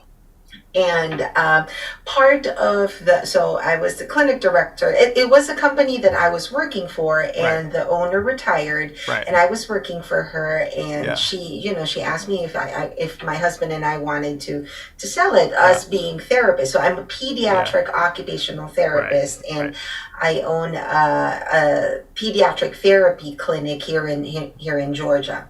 So when we were doing the financials, the balance sheet and the income statement, I kind of used my own balance sheet. It was something that my accountant gave to me on a regular basis. I thought I knew how to read it. And and thanks to Chris, I think weren't you using like, I felt like you were burning something with wood. Oh God, Peyton is laughing at me. All right, during one of the lectures, I was using, Julie, remember that lecture? I was actually creating something with wood burning, and I electrocuted myself. And then Matt electrocuted yourself. Yeah, Matt, who's my editor, left it in, and so another example of laughing at my expense. You were 1 second from total disaster. Oh my God! Yes. Yeah. I got electrocuted. Wasn't it alive? Were you on that one, Julian? It was our class, right? It was alive. Yeah. I think this was the last time that Chris did something alive. Yeah. Yes. And Christine, your wife, I think had to intervene with your shenanigans. Yeah. We blew a fuse that day as well. It was awful. Accidents may happen. It's now been actually 212 days since our last accident. Well, today. Yeah. Well, today. Yeah. But it was that lecture that, so like, you know what, let me grab my balance sheet. And I was like looking over what my assets were. And I saw there a horse. And I said like, oh, well, I've never seen a horse when I bought this thing. Yeah. And evidently, I think, years ago, they did hippotherapy. It's like a form of therapy with special needs kids, and they used horses. So the company bought 2 horses, then, but the therapist who was doing it, who was trained in it, did discontinued, or she retired, but it stayed on the balance sheet. So I showed my husband, I'm like, honey, we own like 2 horses or something. Well, I got to say, I'm glad you brought this up, because the jockey's always more important than the horse. So what did you learn in the program that helped you take your business to the next level? Well, what I learned was I had so many holes. Right. And I was very confident with my therapy skills, and I was confident with hiring, training my people, but I always felt like I wasn't a numbers person, and I needed to be, because that is important. So over the course of this MBA, I was able to plug a lot of holes in my business. I was able to learn the nuts and bolts of my business, and understand, like, where am I losing money, where am I making money, what do I need to do. Your Duplo block example, I actually had to do that, because the second year my G&A went down. Awesome. My revenue went up, and awesome. Exactly. You got leverage in the model. 10%. That leverage in model, because before I was just spending. Now I'm on that QuickBooks. I give myself reports every day. I do my own bookkeeping. I'm on top of my business. So awesome. If that is, I'm now in the process of process improvement. Mm-hmm. And then eventually scaling. Cool. So and that's all thanks to the MBA. And Julian's right. I didn't feel like I needed anything more than what was already there. And Julian, I wanted to say, I was part of that Q&A when you were talking about Grizzy. So I am, it's not just the one-on-ones. It is also the Q&As, because you learn so much from, that your classmates are going to ask, and that you can apply to your own. It really is. I feel like the for what we paid for, I was able to get it back, like probably the first few lessons. Right. Cool. And and I'm all in. So cool, awesome, and it was so great meeting you too. So when I was in Atlanta and I met you, I was there on business, and my kid was taking a course at Georgia Tech. I went to the Coca-Cola Museum, and I bought a bunch of stuff. And in the options stuff that's coming out soon, we analyzed ticker KO. So I bought all that stuff. So it was a pleasure meeting you there as well. It was cool. Chris, I have a question. Sure. Did you ask when you were at a restaurant? I did. I asked for Pepsi. I did. Did you ask for Pepsi? Yeah. And my kids, they're a bit older than this now, but they're jokers. The apple doesn't fall far from the tree. But they did that as well. And when you ask for, because Coca-Cola's headquarters in Atlanta, right? When you ask for Pepsi, like you told me to, the look is awful. Yeah, they get upset. Yeah. Do you know where you are? Yeah. So when you told me not to do it, of course I had to do it. Yeah. Well, I'm glad you did. I did. Now you got the full Atlanta experience. You actually got to ask for Pepsi. I did. It's nowhere to be seen, by the way. It's interesting. Yeah. It's fun. Awesome. That's great. Well, let me see if anybody has questions for our platinum students here. You can ask away now. So Eileen and Julian graduated last year, and then Peyton is graduating this year. Are you going to make it to graduation, Eileen? So the annual alumni event. Yeah, bring your husband and your two kids. Yeah. It's so close to Christmas. That's my thing, but I'm trying to make it happen. Yeah, December 18th, if you can make it. If anybody on the call is already in gold or platinum, or you already purchased it, you're welcome to join as well. I rented this amazing museum for the day on December 18th. I'll spend all day with my students, and Sunday as well. It'll be fun. Yeah. Should be great. Yeah. Cool. Excellent. Let me see if there's any questions here. Thank you, Joey, for saying I think you're groovy. Appreciate that. Yeah. All right. So hold on one second. Let's see if there's questions. All right. I actually don't see any questions for you guys. A lot of other questions in general. All right. Cool. So I guess what I'll do is I'll let you guys go now. Thank you so much for your time. I appreciate it. It's great to see all of you as well. Hopefully you can make it. And Julian, love to see you as well. I know it's a long trip from Germany. Would love to see you as well on the 18th if you can make it. Peyton, I think you've got a conflict as well that day, but next year for sure. We do an annual alumni event as well for Gold and Platinum. It's a lot of fun. Yeah, can't wait. Yeah, I'm gonna try to get out as much as I can. But I got a family reunion that I have. We haven't seen all of the siblings for a while. So right, cool, excellent. All right, I love you guys, man. Thank you so much for joining. I appreciate it. Fun. And I'll see you all soon. Okay. All right. Thank you. All right. Thanks, bye, guys. Thanks so much. All right. Bye. Thanks. Bye. Bye. Thank you. All right, cool. So what I'll do is I'm going to go answer questions, and then I will come back to Zoom, and I'll give you all the Zoom address if you want to join as well. I'll paste it there in the LinkedIn field. Actually, Christina, can you do me a favor? So Christina is, she's our fearless leader. She's awesome. She's a platinum student this year. She's the best. She's helping out with graduation. She's head of the yearbook committee. She's amazing. Can you do me a favor, Christina? You know the Zoom call I had with you yesterday? Can you copy and paste that in here? That'd be great. And it actually might not let you do that. Only it might strip it out, but try to see if it works. If it works, great. If not, I'll paste it for everybody to join if you want. And while I'm waiting for that, what I'll do is I'll go through all the questions here in order. Okay. All right. So let's see. First up, I've got Ritesh, who said I'm from India. Great to see you. Great to see you. Hey, Joseph. Good to see you. We got Yakum, who wrote, Joseph, I'm from Nigeria. I'm into agricultural manufacturing. Very cool. And we have a couple of students from Nigeria in the program. We have Kemi Tade. And so Kemi is great. She's from Nigeria. And she's actually, she's now a force to be reckoned with in the venture capital sector. She's reinvented herself. And Y Combinator had Kemi, I'll show you here, Kemi Tade, T-A-D-E. Y Combinator actually asked, which is the number one incubation firm in the world for venture capital, they asked her actually to guest lecture. And she's done incredibly well, and she's inspired a lot of students. She's an expert in startups as well.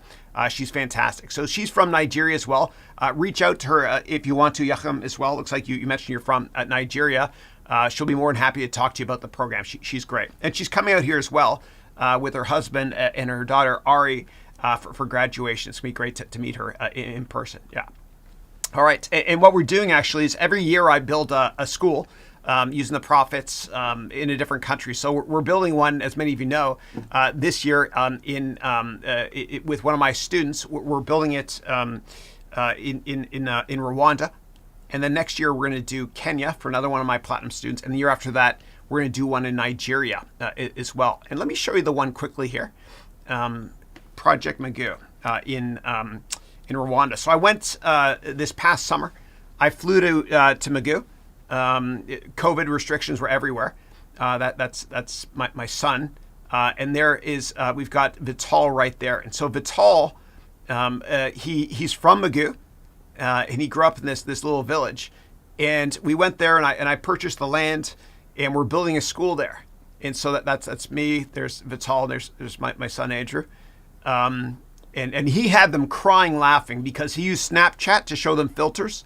And they were laughing a lot that day. And so this is Vital, one of my students in Platinum. So we're building a school in Rwanda first, okay? Then Kenya next year with Marin, who's one of my Platinum students. And then Nigeria 2023 with Kemi, who I mentioned a second ago. Yeah. All right, cool. All right, let me move on to more questions here. Let's see. So Ritesh said, I'm 19. So tell me about businesses. Like, what do I do? Which type of skills are required for business? Yeah. So what I do is I provide you a menu with all types of businesses you can start, or all careers as well.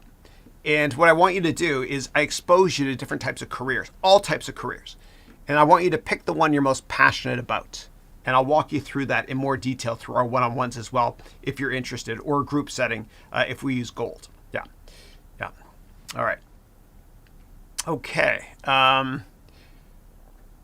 right. Next up, I've got Ali. Hey, Ali, how are you? Ali said, I with love from Zambia. I started my music production and musical instrument accessories online shop. Very cool. And if you want, you can use Shopify.com, which is what Julian used. Julian from Bulgaria. We just had him on the Zoom call. He used Shopify as well. And the way it works is you set up a website, costs you next to nothing, and it's like $28 a month or something. And they take like 1 or 2% of revenue. It's the easiest way to do it. It's a Canadian company too, based in Ottawa. Shopify.com. Check it out. Yeah.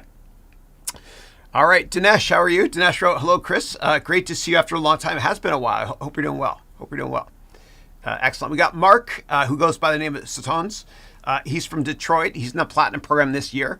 And he's creating a company that's focused on mining on asteroids. And it's really interesting because that might sound something very futuristic, but it's something that is going to be a market one day. Kind of like how Elon Musk has been talking for years about colonizing Mars. Yeah. Very cool. Great to see you, Mark. Hope you're doing well, buddy. Yeah. Next up, I've got a Brighton who said, I'm from Zimbabwe. I'm busy with a startup in finance. Awesome. And the way I teach is it's very global in nature.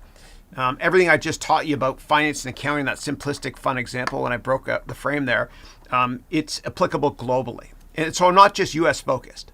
I've worked all over the world in many countries. I've invested all over the world as well in many different public and private companies. And so everything I teach is generic and it's applicable to everybody. Yeah, great to see you. All right, and Mark wrote, glad to be here, brother. Great to see you as well, my brother from another mother. Okay, and then we got Marchano who wrote, hey, Chris, I'm glad to be here. Excellent, well, great to see you. I'm glad you're here. Yeah. All right, and then Shailish, I wrote, hello, I'm from Canada, my people. Excellent, let me know where in Canada you're from, please. And I hope you enjoyed that Wayne Gretzky reference with the hockey stick earlier. Yeah. All right, cool. And then Joseph, who works with me, said, welcome all of you. Ask questions here as they come up, and Chris will answer them at the end. Yeah, and I don't leave until all questions are answered. And my record is doing 12 hours straight without leaving once. And this is something I love doing. It's not a job. It's a passion of mine. If I can humbly help you in any way, then I've served my purpose. Thank you. Okay. All right, Waleed is from Egypt. Good to see you. Good to see you. And you'll love this. But a guy that was on my board in my company here, Haroun Education Ventures, for years. He was one of the guys, along with Waleed, that started the Arab Spring in Cairo. Yeah. Great guy. I met him at Stanford when I was teaching. He was one of my students there. Really, really good guy. His name is Jawad Nabulsi. Let me show you, actually. So he's called, and I tease him about this, but one of the top 100 Arabs under the age of 40. So Jawad Nabulsi. Okay, so let's go to LinkedIn here. And I've had him on my webcast before as well. He's great. So yeah, his name is Jawad Nabulsi. Whoops, I always spell it wrong. Here we go. Yeah. So he's now a partner of Bridge Ventures. Great guy. Again, he was one of my students. I met at Stanford. Good dude. And he was on my board for a while. He went to Harvard Kennedy School of Government as well. He's a partner in my firm for a while as well. Great guy. But he's from Egypt as well. And so I don't know if you're familiar with the Nabulsi soap company, but that's actually his family. Yeah. Good dude. Yeah. All right. Good to see you. All right. Next up, we got George. George from Uganda. Great to see you. Welcome. Rose in the house. Rose, how are you? Rose was head of the yearbook committee last year. She graduated last year from the Platinum program. She's from the great state of Virginia as well, and she's dope. She's cool. I'm not supposed to say groovy, right? Yeah. She's lit. Does that work? Lit? I don't know if I'm using that the right way. All right. And Dinesh wrote, hey, Chris, how do you sustain your startup, especially financially, until you raise your first round of funding? Yeah. So I don't recommend spending much money at all on your company. You can invest in my MBA program if you want and write your entire business plan first. And failing to plan is planning to fail. So I recommend you finish the whole business plan before you even start it. Or if you've already started, finish the business plan and write it right now. Most people don't write a business plan. And it's one of the most important decisions you'll make in your life, starting a company. And it can ruin you financially as well. So what I would recommend is keep expenses low. You don't have to create a real product. It can be a minimum viable product or an MVP. And remember how I talked about that block of wood for the Nest Corporation that Google bought for several $1 billion. That was an MVP. It wasn't even viable. It's just an MP, I guess, minimum product. And Kleiner Perkins invested based on the quality of how passionate the entrepreneurs were when they were pitching that business model. You don't have to have the product to raise money. And I recommend going to high net worth investors first because the sales cycle is quite short. And I teach you exactly how in my program. Yeah. All right, Christina, how are you? Christina she's originally from New York. She's in the program, the MBA program. She also went to Columbia. And her husband, Christian, is in the program as well. And Christian has worked for many, many years at Electronic Arts and now PlayStation. He's a senior executive there. He's in the program. They're both great. Christina lives here now in South San Francisco with Christian, who's also in the program. Great to see you. Good morning to you as well. And then you wrote, cheers, Chris. I'm at 12 p.m. water and 3,500 steps. And we compete, right? It's co-opetition. It's good for us. So we try to, my students and I in the Platinum program, we try to drink a whole one of these things every day. And so right now, this is full of vodka because I'm nervous as hell. No, I'm just kidding. So right now I'm up to almost 11 a.m. So I'm a little bit behind schedule. In terms of steps, I've only taken about 1,000 so far today. But I usually take about 20,000 steps in this office every day. And I've taken millions of steps, literally millions, in this office with this treadmill below me here. And there's no chair in my office either. Yeah, I try to stay standing up all the time. Yeah. All right, great to see you. Okay, let's talk beats. Said tremendous. Great to see you as well. Ali, how are you? Usama Habibi, how are you? Usama is he's one of my students from this year, gold student. He's great. He's based in Jordan.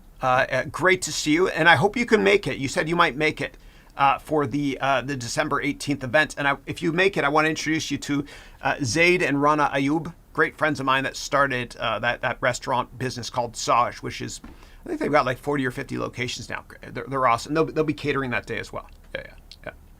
Great to see you. Great to see you. All right, next up I got Bilal, who wrote, thank you for this amazing video. You're most welcome. I hope you had a good laugh at my expense. Next up we got Demian, who is a silver student of mine, and he just upgraded. He purchased Platinum. It's going to be great to have you, Demian, in the Platinum program. Now, Demian lives in Barcelona. We have a bunch of people from Barcelona in Platinum. And he and his wife, I think originally are from Mexico, and you have a daughter as well. And I always tease him about his last name, which is Valenzuela, because one of the best baseball pitchers in history was named Fernando Valenzuela, and you got to get that jersey as well. Yeah. Actually, if you come here and visit, dude, if you come here for the annual alumni event this year, next year, whatever you want, I'm going to buy it for you and your family as well, that jersey. Yeah, that'd be dope. All right.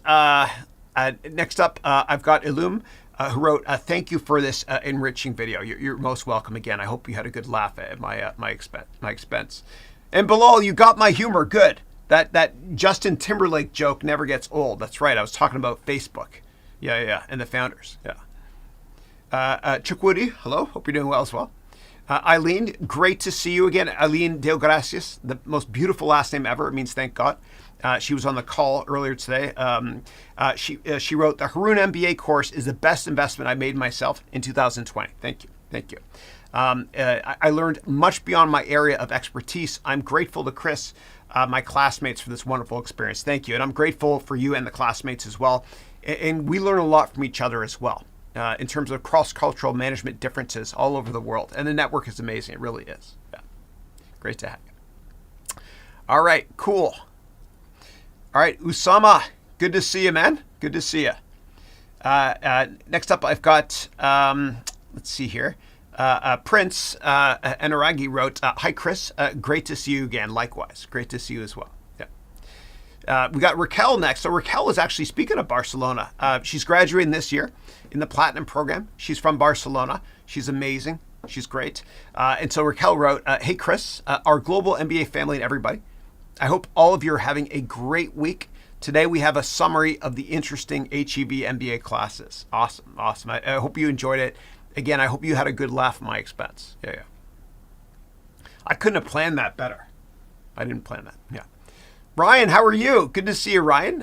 Great to see you as well. Hope you're having a great day as well. And I sent you that message yesterday. I'm gonna walk through walls, help you with your charity. Okay, and yeah. Cool. Thank you. All right. All right. Next up, I've got. Let me see here. All right. Marcano said, Chris, how can you help me create my business plan? Yeah. So in the program, I give you just a ton of templates, everything you need to create a great business model. I also give you templates for financial statements and many other aspects of business. And so during class, in the third of 4 semesters, what I do is in the Venture Capital Bootcamp, there it is right there. In the Venture Capital Bootcamp, what I do is I walk you through how to start a company. You do it with me. I ask you tons of questions. You fill it in. And then you crank out your business plan and your investor slides. And if you're in the gold program, you can ask me questions, as many as you want, during each class. If you're in the platinum program, you can do one-on-ones as well. And I help you with your business model as well. Yeah. All right. And there's Eileen laughing. I'm up to the point where I dropped the degree. Yeah. And Christina wrote, keeping it real, LOL. Thank you. And Ali wrote, that makes so much sense. We're all following Prof. Thank you. Excellent. Peyton, great to see you, brother. Great to see you. All right. Khaled, how are you? So Khaled he's from Egypt. He's one of my platinum students this year. Great guy. He currently lives in South Carolina right now. He's from Egypt as well. And so Khaled, check out Jawad Nabulsi. You'll see he's a good buddy of mine. Maybe I'll have him. He used to work with me here. He's on my board for a while, but he can't be anymore because now he's at another venture capital firm. Yeah. All right. Eileen wrote, I'm definitely laughing with you. Yeah, right. You're laughing at me. That's okay. You wrote, your lecture is spot on, but the falling frame and the subsequent Amazon purchase is gold. Thank you. Yeah, it's a good deal too. I think it was under $20 for the frame. Yeah. All right. And Dinesh wrote, on what basis do some startups decide to grow using their profits rather than raising external funding? Yeah. So if you want slow and manageable growth, and you want full control of your company, there's no need to raise money if you already have enough as is. But if you want to scale quickly, and if you forecast your financial statements and you're forecasting a loss as we did, then in order to plug that gap, the use of proceeds from raising money can be to grow your company much faster. And so usually companies, they raise money from venture capital firms and high net worth investors to create their product and sell domestically. And then once they raise money after a number of years from different venture capital firms, then what they do is they need much more money in order to grow globally. And so the use of proceeds to grow globally, it's from an IPO, right? So an IPO, you get primary and secondary shares. The primary shares are new shares created.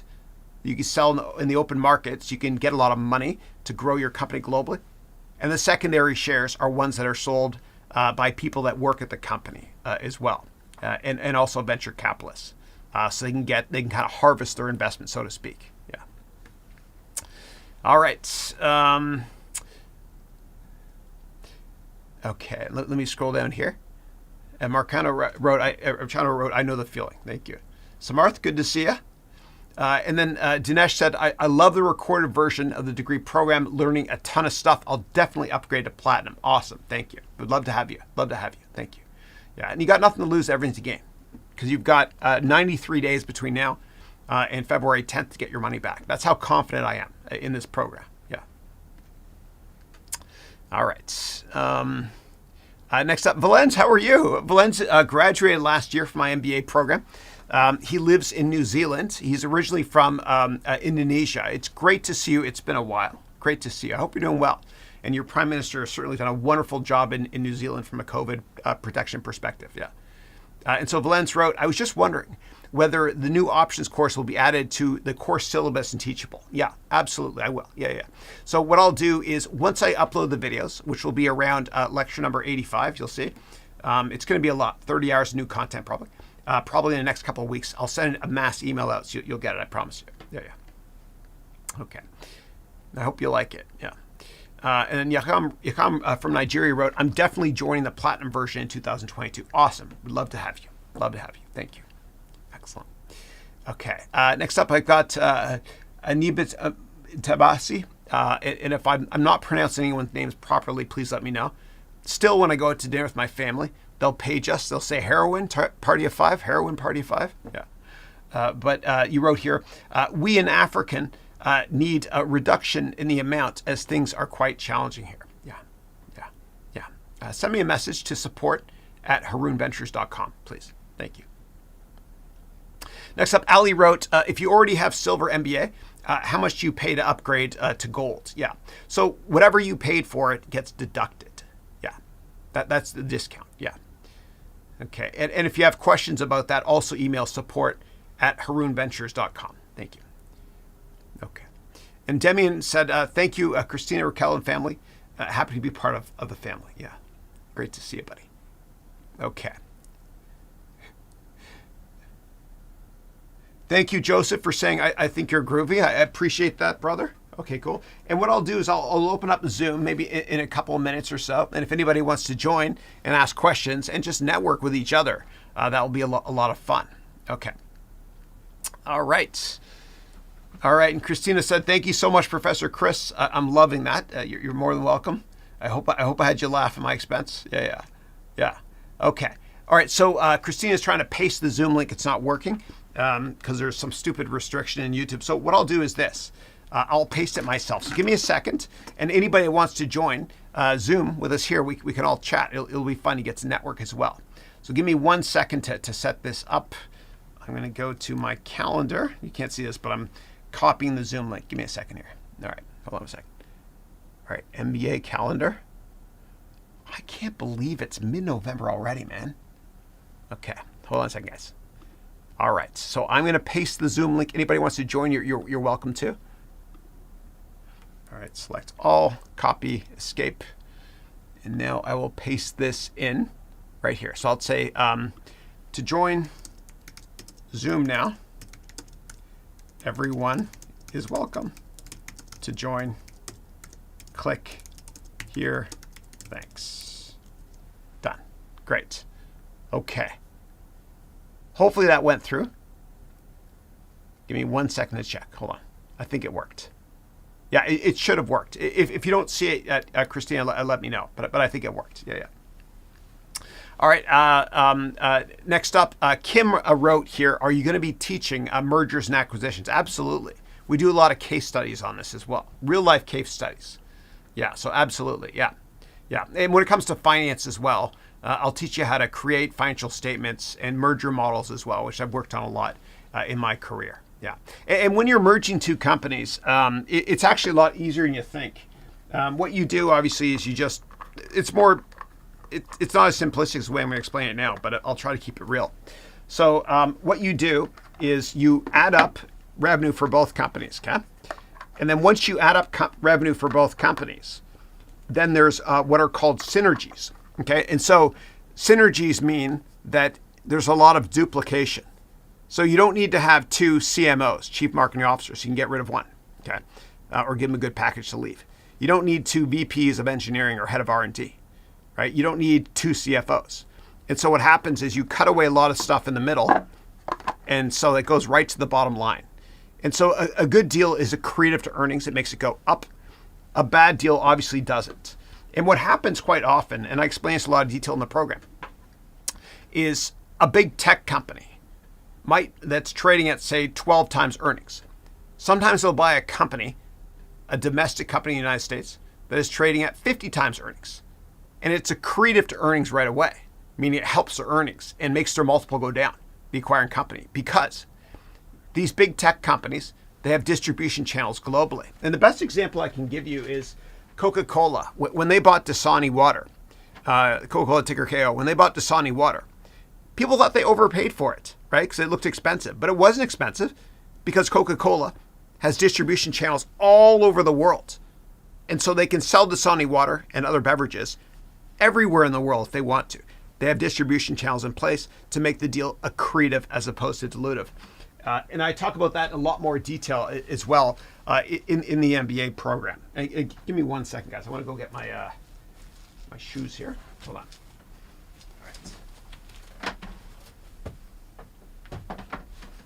All right.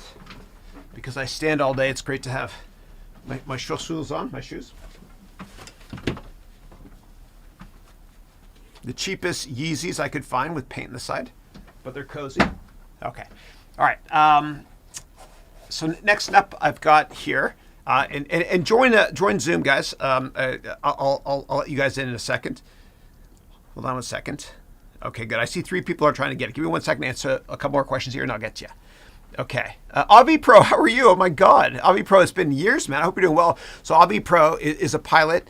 He's based in Sweden, and he's a super techie as well. He understands tech. He runs circles around me when it comes to Linux. I know we talked about that like 2 years ago on my weekly call. It's been a while, man. I hope you're doing well. So Avi Pro, who's a techie, wrote, Shopify is great for starting, but in the long run, I would like to own my own site and business. Yeah, absolutely. And we're running into those growing pains now. That's a good thing. So what we're doing is we're bringing a lot of stuff in-house now in terms of our back-end systems. And you can go to harounmba.com. It's about to be deployed as our new website, and check it out. We're still beta testing it, but it's amazing. Yeah, all in-house, and Lionel and Joey did a great job with that.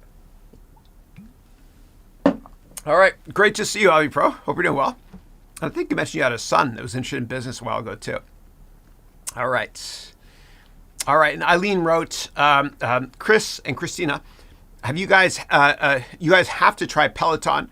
You don't need to buy the treadmill if you already have one, just the app. Yeah, I looked into it. For me though, the issue is, and they're getting absolutely destroyed. They're missing earnings as well because a lot of people aren't signing up for their services because they're going out to the real world now. That year-over-year comparisons with COVID are getting tough. Their stock's been crushed. But with me, I love to do multiple things at once. So I don't like to look at somebody telling me how to cycle faster, etc. I like to walk while I'm working, which is just the way I work. Yeah. And Eileen actually has a similar setup to mine at her house in Atlanta. She has a treadmill, and she's got an elliptical trainer and a bunch of monitors as well. And that's one of the reasons why she's so efficient and gets a lot of stuff done. Yeah. And Eileen wrote here, the music is awesome with Peloton, and you get 10,000 steps in no time. I can send you the 60-day free trial. Yeah. Let me check it out. For me, it's probably a little tough because I like to work at the same time, and I don't have a job. I have a passion. I love doing what I'm doing. Yeah. All right. Navi Pro said, I'm just starting a couple of my own e-com sites. Very cool. All right, Dinesh, how are you, man? Dinesh wrote, Chris, have you considered adding business strategy in the program in the future? I think it'd be a great addition. Yeah, we actually have it. Yeah. So we do a case study on McKinsey. And I also, if you're already in the program, just go to EMS 4-2. And you could download the workbook there too, and the Excel spreadsheet that's provided for business strategy. Go to harounventures.com/EMS-4-2. That's Economics Management Strategy, Semester 4, class number 2. We cover 100 different strategy frameworks as well. Yeah. All right. Next up, we got Keith. Hey, Keith, how are you? Hey, Chris. Keith here again, silver student from Vancouver. Good to see you. Living in Barcelona. Well, we got a lot of Barcelona in the house today, man. This is great. You can network if you want to with Raquel, as well as Demi and Valenzuela. Yeah. So just do a search for Raquel Cespedes, as well as Demi and Valenzuela. Both of them are on this call right now. Good to see you, Keith. And so Keith wrote, what's your suggestion to scale from an independent IT contractor to an IT consultancy business with multiple clients? Thanks. Yeah. So there's over 100,000 consulting firms in the United States. It's a very fragmented business. It's really easy to do. There's no expenses you need at all, right? Because there's no inventory, it's just you. So I would say that the best way to get consulting clients, there's two ways. Number one, you want to be a thought leader. Okay. So you'll notice that firms like McKinsey, Gartner, Forrester, etc., Gartner and Forrester are IT consulting companies. What Gartner and Forrester do is they release these free reports. And Gartner talks about magic quadrants in their reports in terms of judging business models and companies where they stand compared to each other. And by releasing these free reports, people think of them as a thought leader. And so what I recommend you do is whatever you're doing within IT consulting, I want you to vlog a lot about it, kind of like what I talked about today. I want you to think of yourself as a thought leader, like the Rodin sculpture, I think, therefore I am. And I want you to opine or write an article once per week on LinkedIn and blog at least once per week. And if you do that longer term, people will think of you as a thought leader, and you'll also get the media reach out to you and quote you, which is great PR. So that's what I would do. I'd be a thought leader, write a lot, and then what you can do is you can always drive traffic to your website. Like with a lot of my vlogs, like a lot of my business, the way I get it is I help people by creating content, vlogs.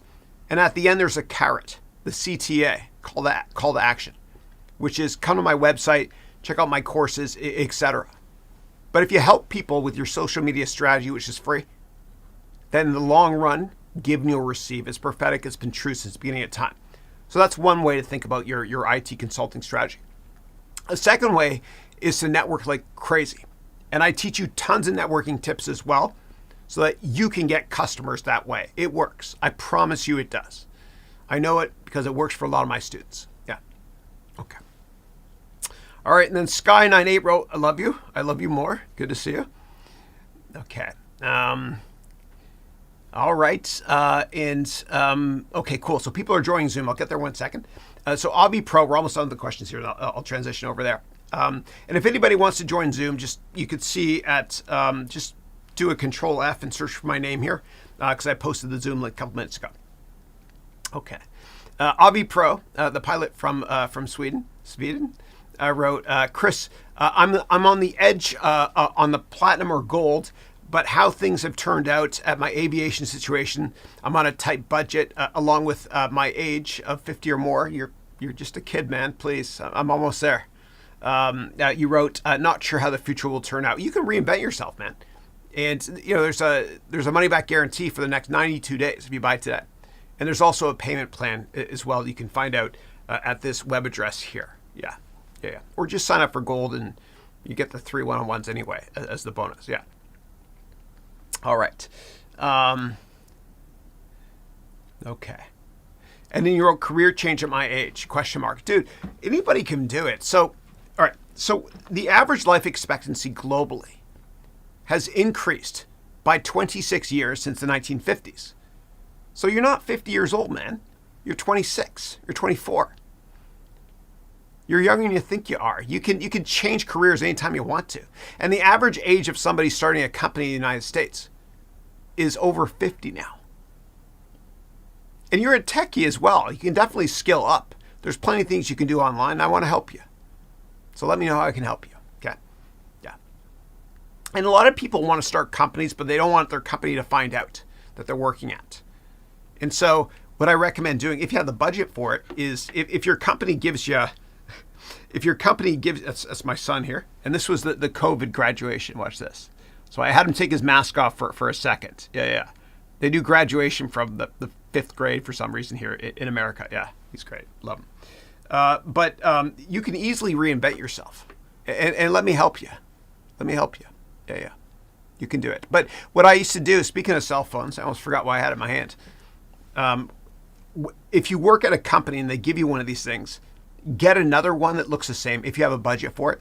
Because I don't want you to do any business on the side with your side hustle when they can find out. And when you're at work and some schmuck you're working for makes you work long hours and FaceTime and all that crap, you can set this thing up as a hotspot and use that as your Wi-Fi network to run your company on the side. Yeah. And what I used to do when I worked for other people years ago was I would buy Facebook ads for certain companies in different countries. Like I remember I advertised a lot in Pakistan. And one of my businesses took off there. I was like, oh, okay, great. This is a nice side hustle for me. But I didn't do it on the coast, meaning not in New York and not in San Francisco, because I know too many people there. Yeah. All right. And if you're frustrated, like I feel your pain. I know what you're going through. I've been there. And frustration in business is a beautiful thing, especially if there are jerk corporate bullies. You know what I mean? Those people that peak in high school. Those with the least amount of power abuse it the most. And if they frustrate you, embrace that frustration. Let me help you to launch your company. Yeah. All right. And I'll open up Zoom in a second, guys. I promise you. Yeah. All right. I've been up since 4 a.m., man. I was so excited about it today. I couldn't sleep. I love it. And it's such a beautiful thing to be able to do something you're passionate about. And you open your eyes in the middle of the night and you're like, yes, I can get up and work instead of working for somebody else. And you look at the clock 4 in the morning, you're like, oh, good, 3 more hours of sleep. I love what I do. Yeah. I love helping my students. Yeah. Okay. All right, cool.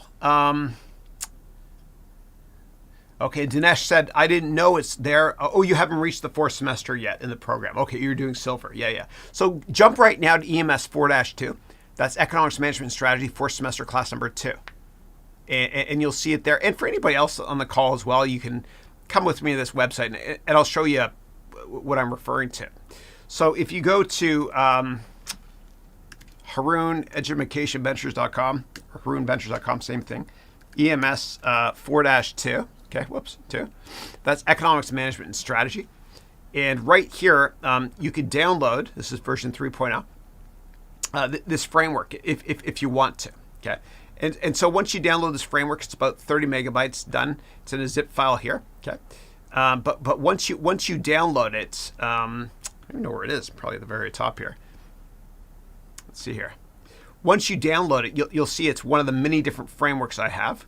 Okay, this one is called the HEV Investment Dashboard. Okay, so I'm opening it right now in Microsoft Excel. Hell, here it comes. It's coming. There's no macros in this. I never put any code or macros at all in any of this stuff. Yeah. And let me get more real estate here. But what you can do is there's 100 steps, okay, for analyzing any public or private company. I talk about more detail in the class. You got qualitative research steps, quantitative, and then financials as well. And then there's also, once you enter in the 1,000 questions I ask you, it'll map out everything you're looking at with that company. Okay. Again, this is in Excel. No macros, no code, no vulnerabilities. Okay. And then what you can do is after you answer all these questions on qualitative, quantitative stuff, you click here and you can automatically create a one-page executive summary. You hit Control Print and it'll print it that way, or you can save it as a PDF if you want to. It automatically populates it. Or you can click here to Detailed Report, and you got a 150-page report as well created for you based on whatever company it is that you're analyzing. For the consulting questions you asked about before, there's tons of consulting frameworks here, right? Michael Porter's 5 Forces model, he teaches at Harvard Business School. 2/3 of HBS is BS, but not Haroun Business School. Just kidding. You got the Boston Consulting Group framework here, the Product Lifecycle Framework, and I have my own as well. I've created a bunch of different frameworks for you, the HEV 15 C's of selling online, etc. And so that's just one of the many different frameworks. There's tons of them that you get in this program. Okay. Now what I'm going to do is I'm going to go over to Zoom, and I'm going to accept people, and this will be fun. All right. So I'm going to go start video here, and I'll go to participants, and I will admit everybody. The more the merrier. Join us. We're a family here. Yeah. Cool. All right. Excellent. And then Usama wrote here, Habibi, I've got to go to sleep. Yani. That's what my dad says. When instead of saying or but, he'll say Yani. Yeah. And he wrote, I'd love to Zoom and say hello. I'll do it later on. Amazing presentation. Thank you, Usama. I love you, brother. Okay. And I hope to see you and your family here on December 18th. I'll introduce you to Zaid Ayub as well. Great to see you. Okay, so Christina just joined Zoom. And then Keith wrote, thanks for the tips. I'm upgrading to gold. Awesome. It'd be great to have you join us, Matt. Great to have you join us. Thank you. Yeah. Very cool. All right, cool. Awesome. All right, so I got a bunch of people here on Zoomy. So Joey works with me up in Canada. He's one of my business partners. He's awesome. Yeah. So if anybody has questions, go ahead or comments. Joey, did I make you laugh, man? I hope I made you laugh. You always make me laugh, Chris. Okay, good. All right, good. That's right. Thank you. Yeah. Chris, talk a little bit about the different roles like CFO, CTO, CEO. When starting a company, what are the essentials, and what are the roles that you add as you go? Yeah, absolutely. So the first thing I'll say is when you start a company, never add a CFO because there's nothing to count. Like you don't have any revenue at all. Plus, they're really expensive, right? And so you usually have you have somebody in operations help out with that, and you outsource everything, or you create it yourself. And I teach you how to create financial statements from scratch. You don't hire a CTO either. You hire a VP of engineering, and the VP of engineering heads up the entire technology infrastructure of your company and your future vision. And then once you get a lot bigger, you hire a CTO. So CTO kind of manages all the tech infrastructure. The VP of engineering designs it all, meaning they help you to grow revenue. All you give a damn about early on is R&D and sales, okay? So basically, it's these two buckets here. Yeah, R&D and sales, okay? So, and usually when it comes to, and that's why I made this the biggest percent too, R&D, especially early on. You're trying to create your product from scratch, and then you sell if you have something to sell. And it can be a minimum viable product as well. And quite often, what you do is you network, and this is my specialty, with venture capital firms. And I sat on the boards of a lot of companies. I saw myself as a prosthetic extension of the management team, and I helped them to get clients. But what happens is early on, big companies don't want to use your product because it's too new, right? They usually upgrade, a couple of years later. So what you do is you get them to test your product out. You give it to them for free. And that can be a reference customer as well to put on your website. And all you need is one big customer, one big brand name to test your product out, and that puts you on the map. That's a reference customer. In terms of other C-level executives, the CEO is usually the founder anyway of the company. Yeah. And then CMO is something you add right before you're about to go public. Yeah. Because C-level executives are usually too expensive anyway. Yeah. So if we're saying that we don't need the C-level executives, which people are we hiring and which people are we outsourcing to make sure that the products are being distributed and developed properly? Yeah. So the first thing you do is you always make sure that you focus on this, developing your product. So R&D folks, business development as well. And once you have the product kind of made, it might be just a proof of concept or a minimum viable product. Then what's next is you focus on sales and marketing, which is here somewhere. Yeah. Here it is here. What else does sales and marketing stand for? Oh, it stands for, I can't say that because I'll be blocked from YouTube. Yeah. I can't do that. Yeah, I'm just kidding. But sales and marketing. Sales mainly. Forget about marketing. Mainly sales. Yeah. Sell your product. And it's so important to think of everything as a percentage of sales, always, especially with a startup. If you're not helping to sell the product or develop the product, you shouldn't be there. And you shouldn't be hiring anybody except people to make the product and sell it. Everything is a percent of sales, everything. And your goal is to minimize the percent of sales for every other function. Yeah. Christina, how are you? Hi, Professor Chris. Hi, Joey. Hi, everybody. Great to see you. I hope you had a good chuckle at my expense there. I destroyed my degree. Yeah. I didn't see anything. It's all good. It's torched. That's okay though. Yeah. It was fun. You're keeping it real like you do in our MBA program. Yeah. I mean, I just wanted to jump on quickly. Sure. I actually have to go pick up Isabella early today, but I just wanted to come on. This was an awesome class. I love the web class. Anything that you teach is amazing, but especially entrepreneurship, since that's close to my heart. Being a New Yorker, I started my first company actually when I was 19. I don't know if you know that about me, Chris. Yeah. But I actually started my first IT consulting company when I was 19. And I realized in your program this past year, being in your platinum program, that I've actually been a serial entrepreneur. Meaning that I love starting businesses with great ideas and then really kind of paying it forward and handing it off to, people. And it's really been my passion. And what's been really powerful being in the platinum program is realizing, identifying what's beyond what I believe in myself, right? You definitely create this amazing experience where we have our one-on-one and you see me better than I see myself. And it's crazy. But what you've done with the charities you started as well is very admirable. Yeah. So you inspire me, Christina. Yeah. Well, likewise. I mean, this is why I always say it's our amazing global MBA family, because this past year, and I've called it the COVID bonus with, all the sad things that's happened, you have really been that shining light for me, for Christian, my husband, even my 8-year-old, Isabella, she's been learning. I say she's like one of your youngest MBA students, vicariously, because she's next to me in class and she loves it. She always like, Mommy, it's Uncle Chris. So I just really want to acknowledge you because the fact of when I had my one-on-ones with you, it just, that first time you already saw part of me that I didn't even know. It's like what you don't know, you don't even realize. But yet, because you're so real and present, you listen. You really care about all of us. What was that? I'm sorry. This was awful. I'm sorry. That's right. My daughter? Daughter. That's right. Dear, You're kicking my butt with that. Yeah. No, thank you. No, I appreciate everything. And it's so awesome to have you in this class, and Christian as well. And it was such an honor meeting you both last week, actually. I know. So this is what's amazing, guys. So, I've been watching Chris. I first watched him on his weekly webcast every Thursday morning. And I'm like, who is this person that spends 8 a.m., 11 a.m. with all of us strangers, on YouTube, and he's answering every question from under the sun.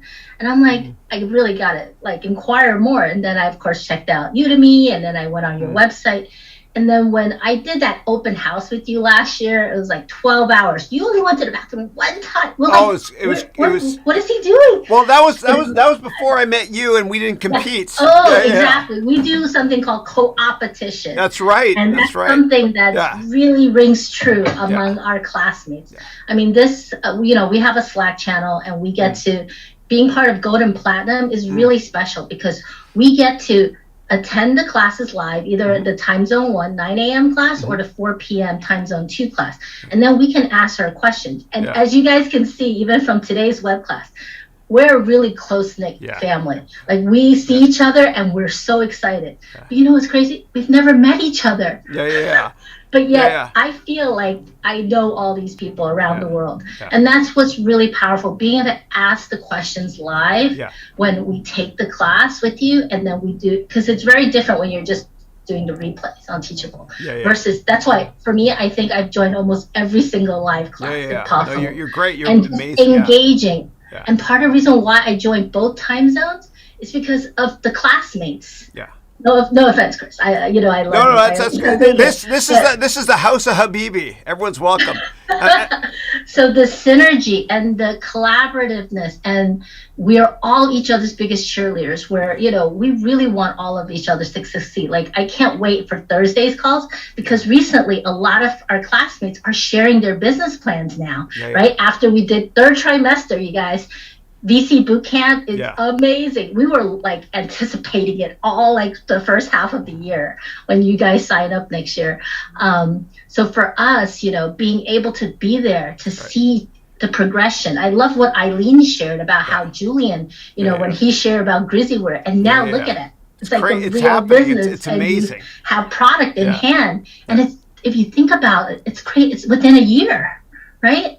That's what is transformative, is having not only your professor, who's your biggest cheerleader, but having all your classmates, a global class, supporting in your entrepreneur spirit, in your vision, and you having literally an instant cheerleading group of raving fans. And that's a big part of being an entrepreneur, right? Because it's all on you.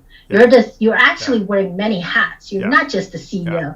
You are the CFO. You are the CCO. You are the IT person. You're the janitor. You're the cleanup person. You're the support person.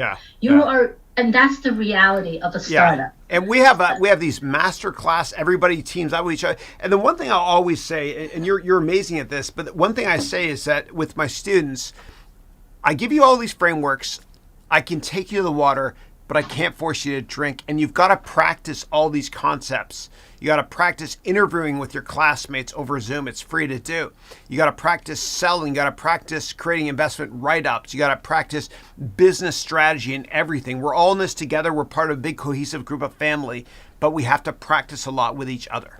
And as Tony Robbins said, repetition is the mother of all skill. Yeah. And thank you, Chris.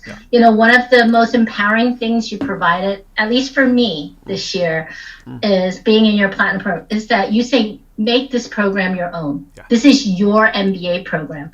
And when you instilled that in us last year when we first started our semester, what was so powerful is every time I asked you if I could do something, you're like, Christina, whatever you think.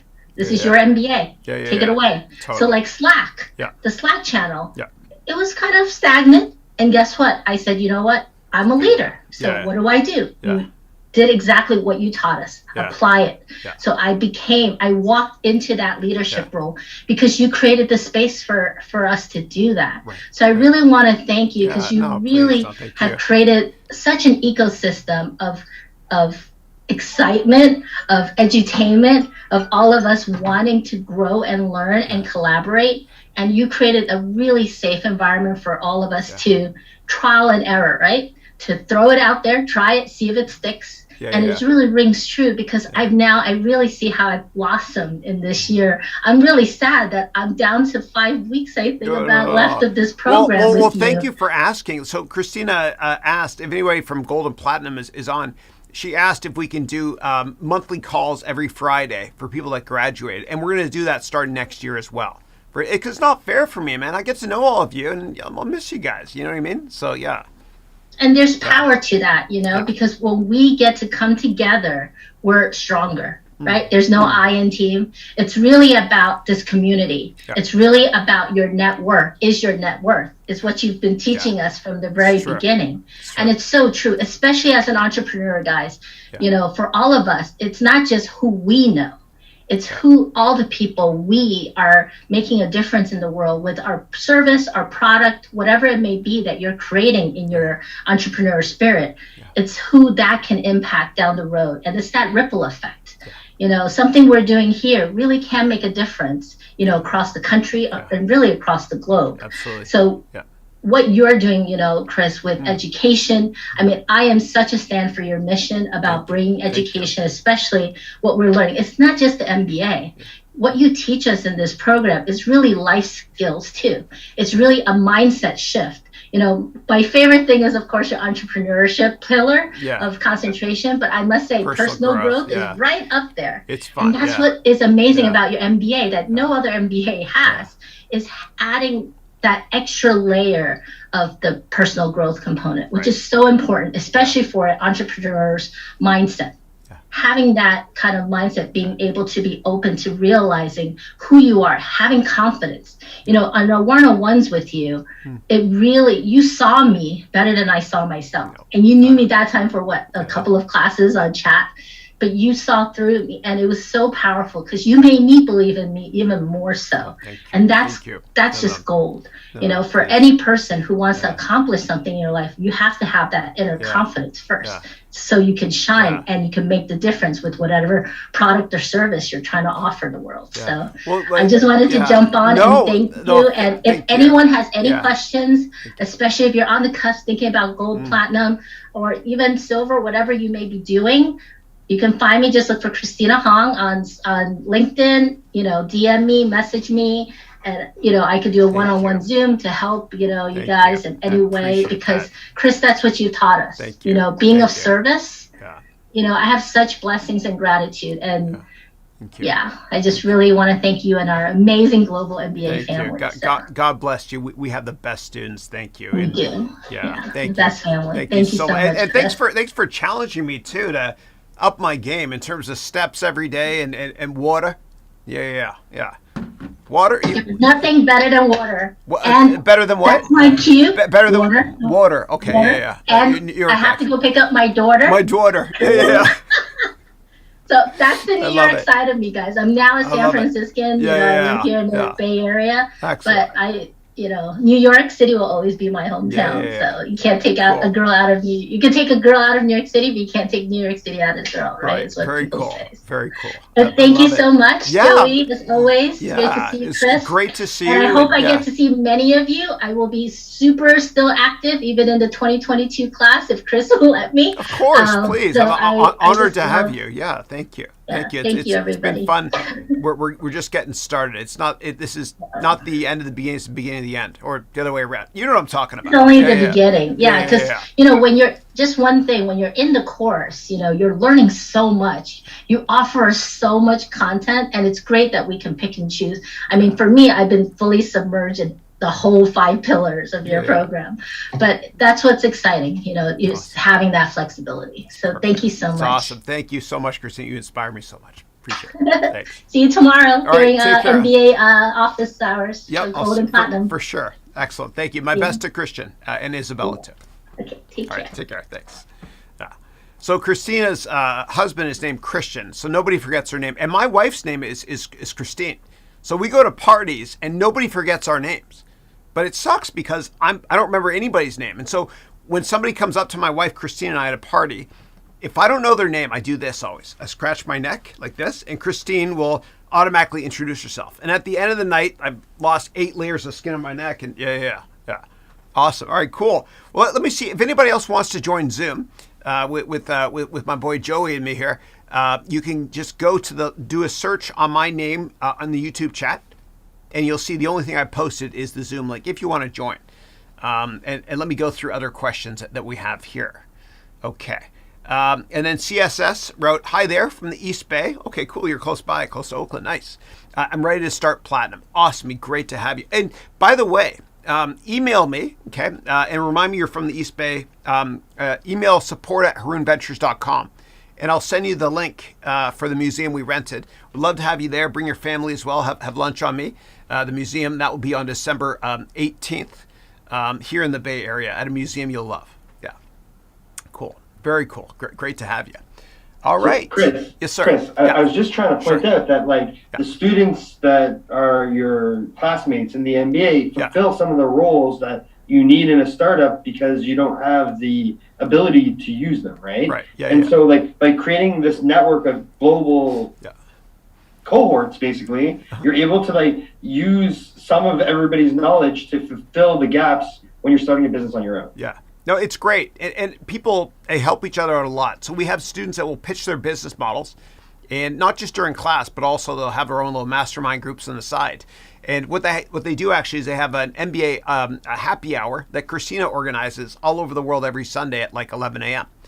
And what they do is they present to each other and give each other feedback on everything ranging from how they're presenting in an interview to how they're pitching their business model or investments they're looking at using the tools and frameworks that we apply and I supply in this program. Yeah, well, it's great. Exactly. We got a great group. Yeah, it's awesome. Yeah. Very cool. Very cool. All right. Well, I don't see any more questions here, so I want to thank you all for your time. What I'm going to do here is, and Joey, I'll call you right after this. Okay, All right. Cool. All right. So what I'm going to do now is I'm going to go over and show you guys where to get the MBA program from if you're interested. Okay. So let me go here to smaller version of me. Hey there. And I'll go over here to right here. Yeah. So in order to buy the program, just go to, as you can see at the bottom there, go to harounventures.com/MBA now. We have a limited number of spots available. You can check it out here. You can buy gold or platinum here. You can also do it with 3 payments, right? And there's a 100% money back guarantee between today and February 10th. So you got nothing to lose, everything to gain. That's how confident I am in this system working. So again, I want to thank you all for your time. This has been a lot of fun. Thank you for participating. And I will see you if you want to join me tomorrow on my weekly webcast. Otherwise, take care, and I look forward to keeping in touch. And I'd love to see you in class starting on January 10th of 2022. Thank you for your time.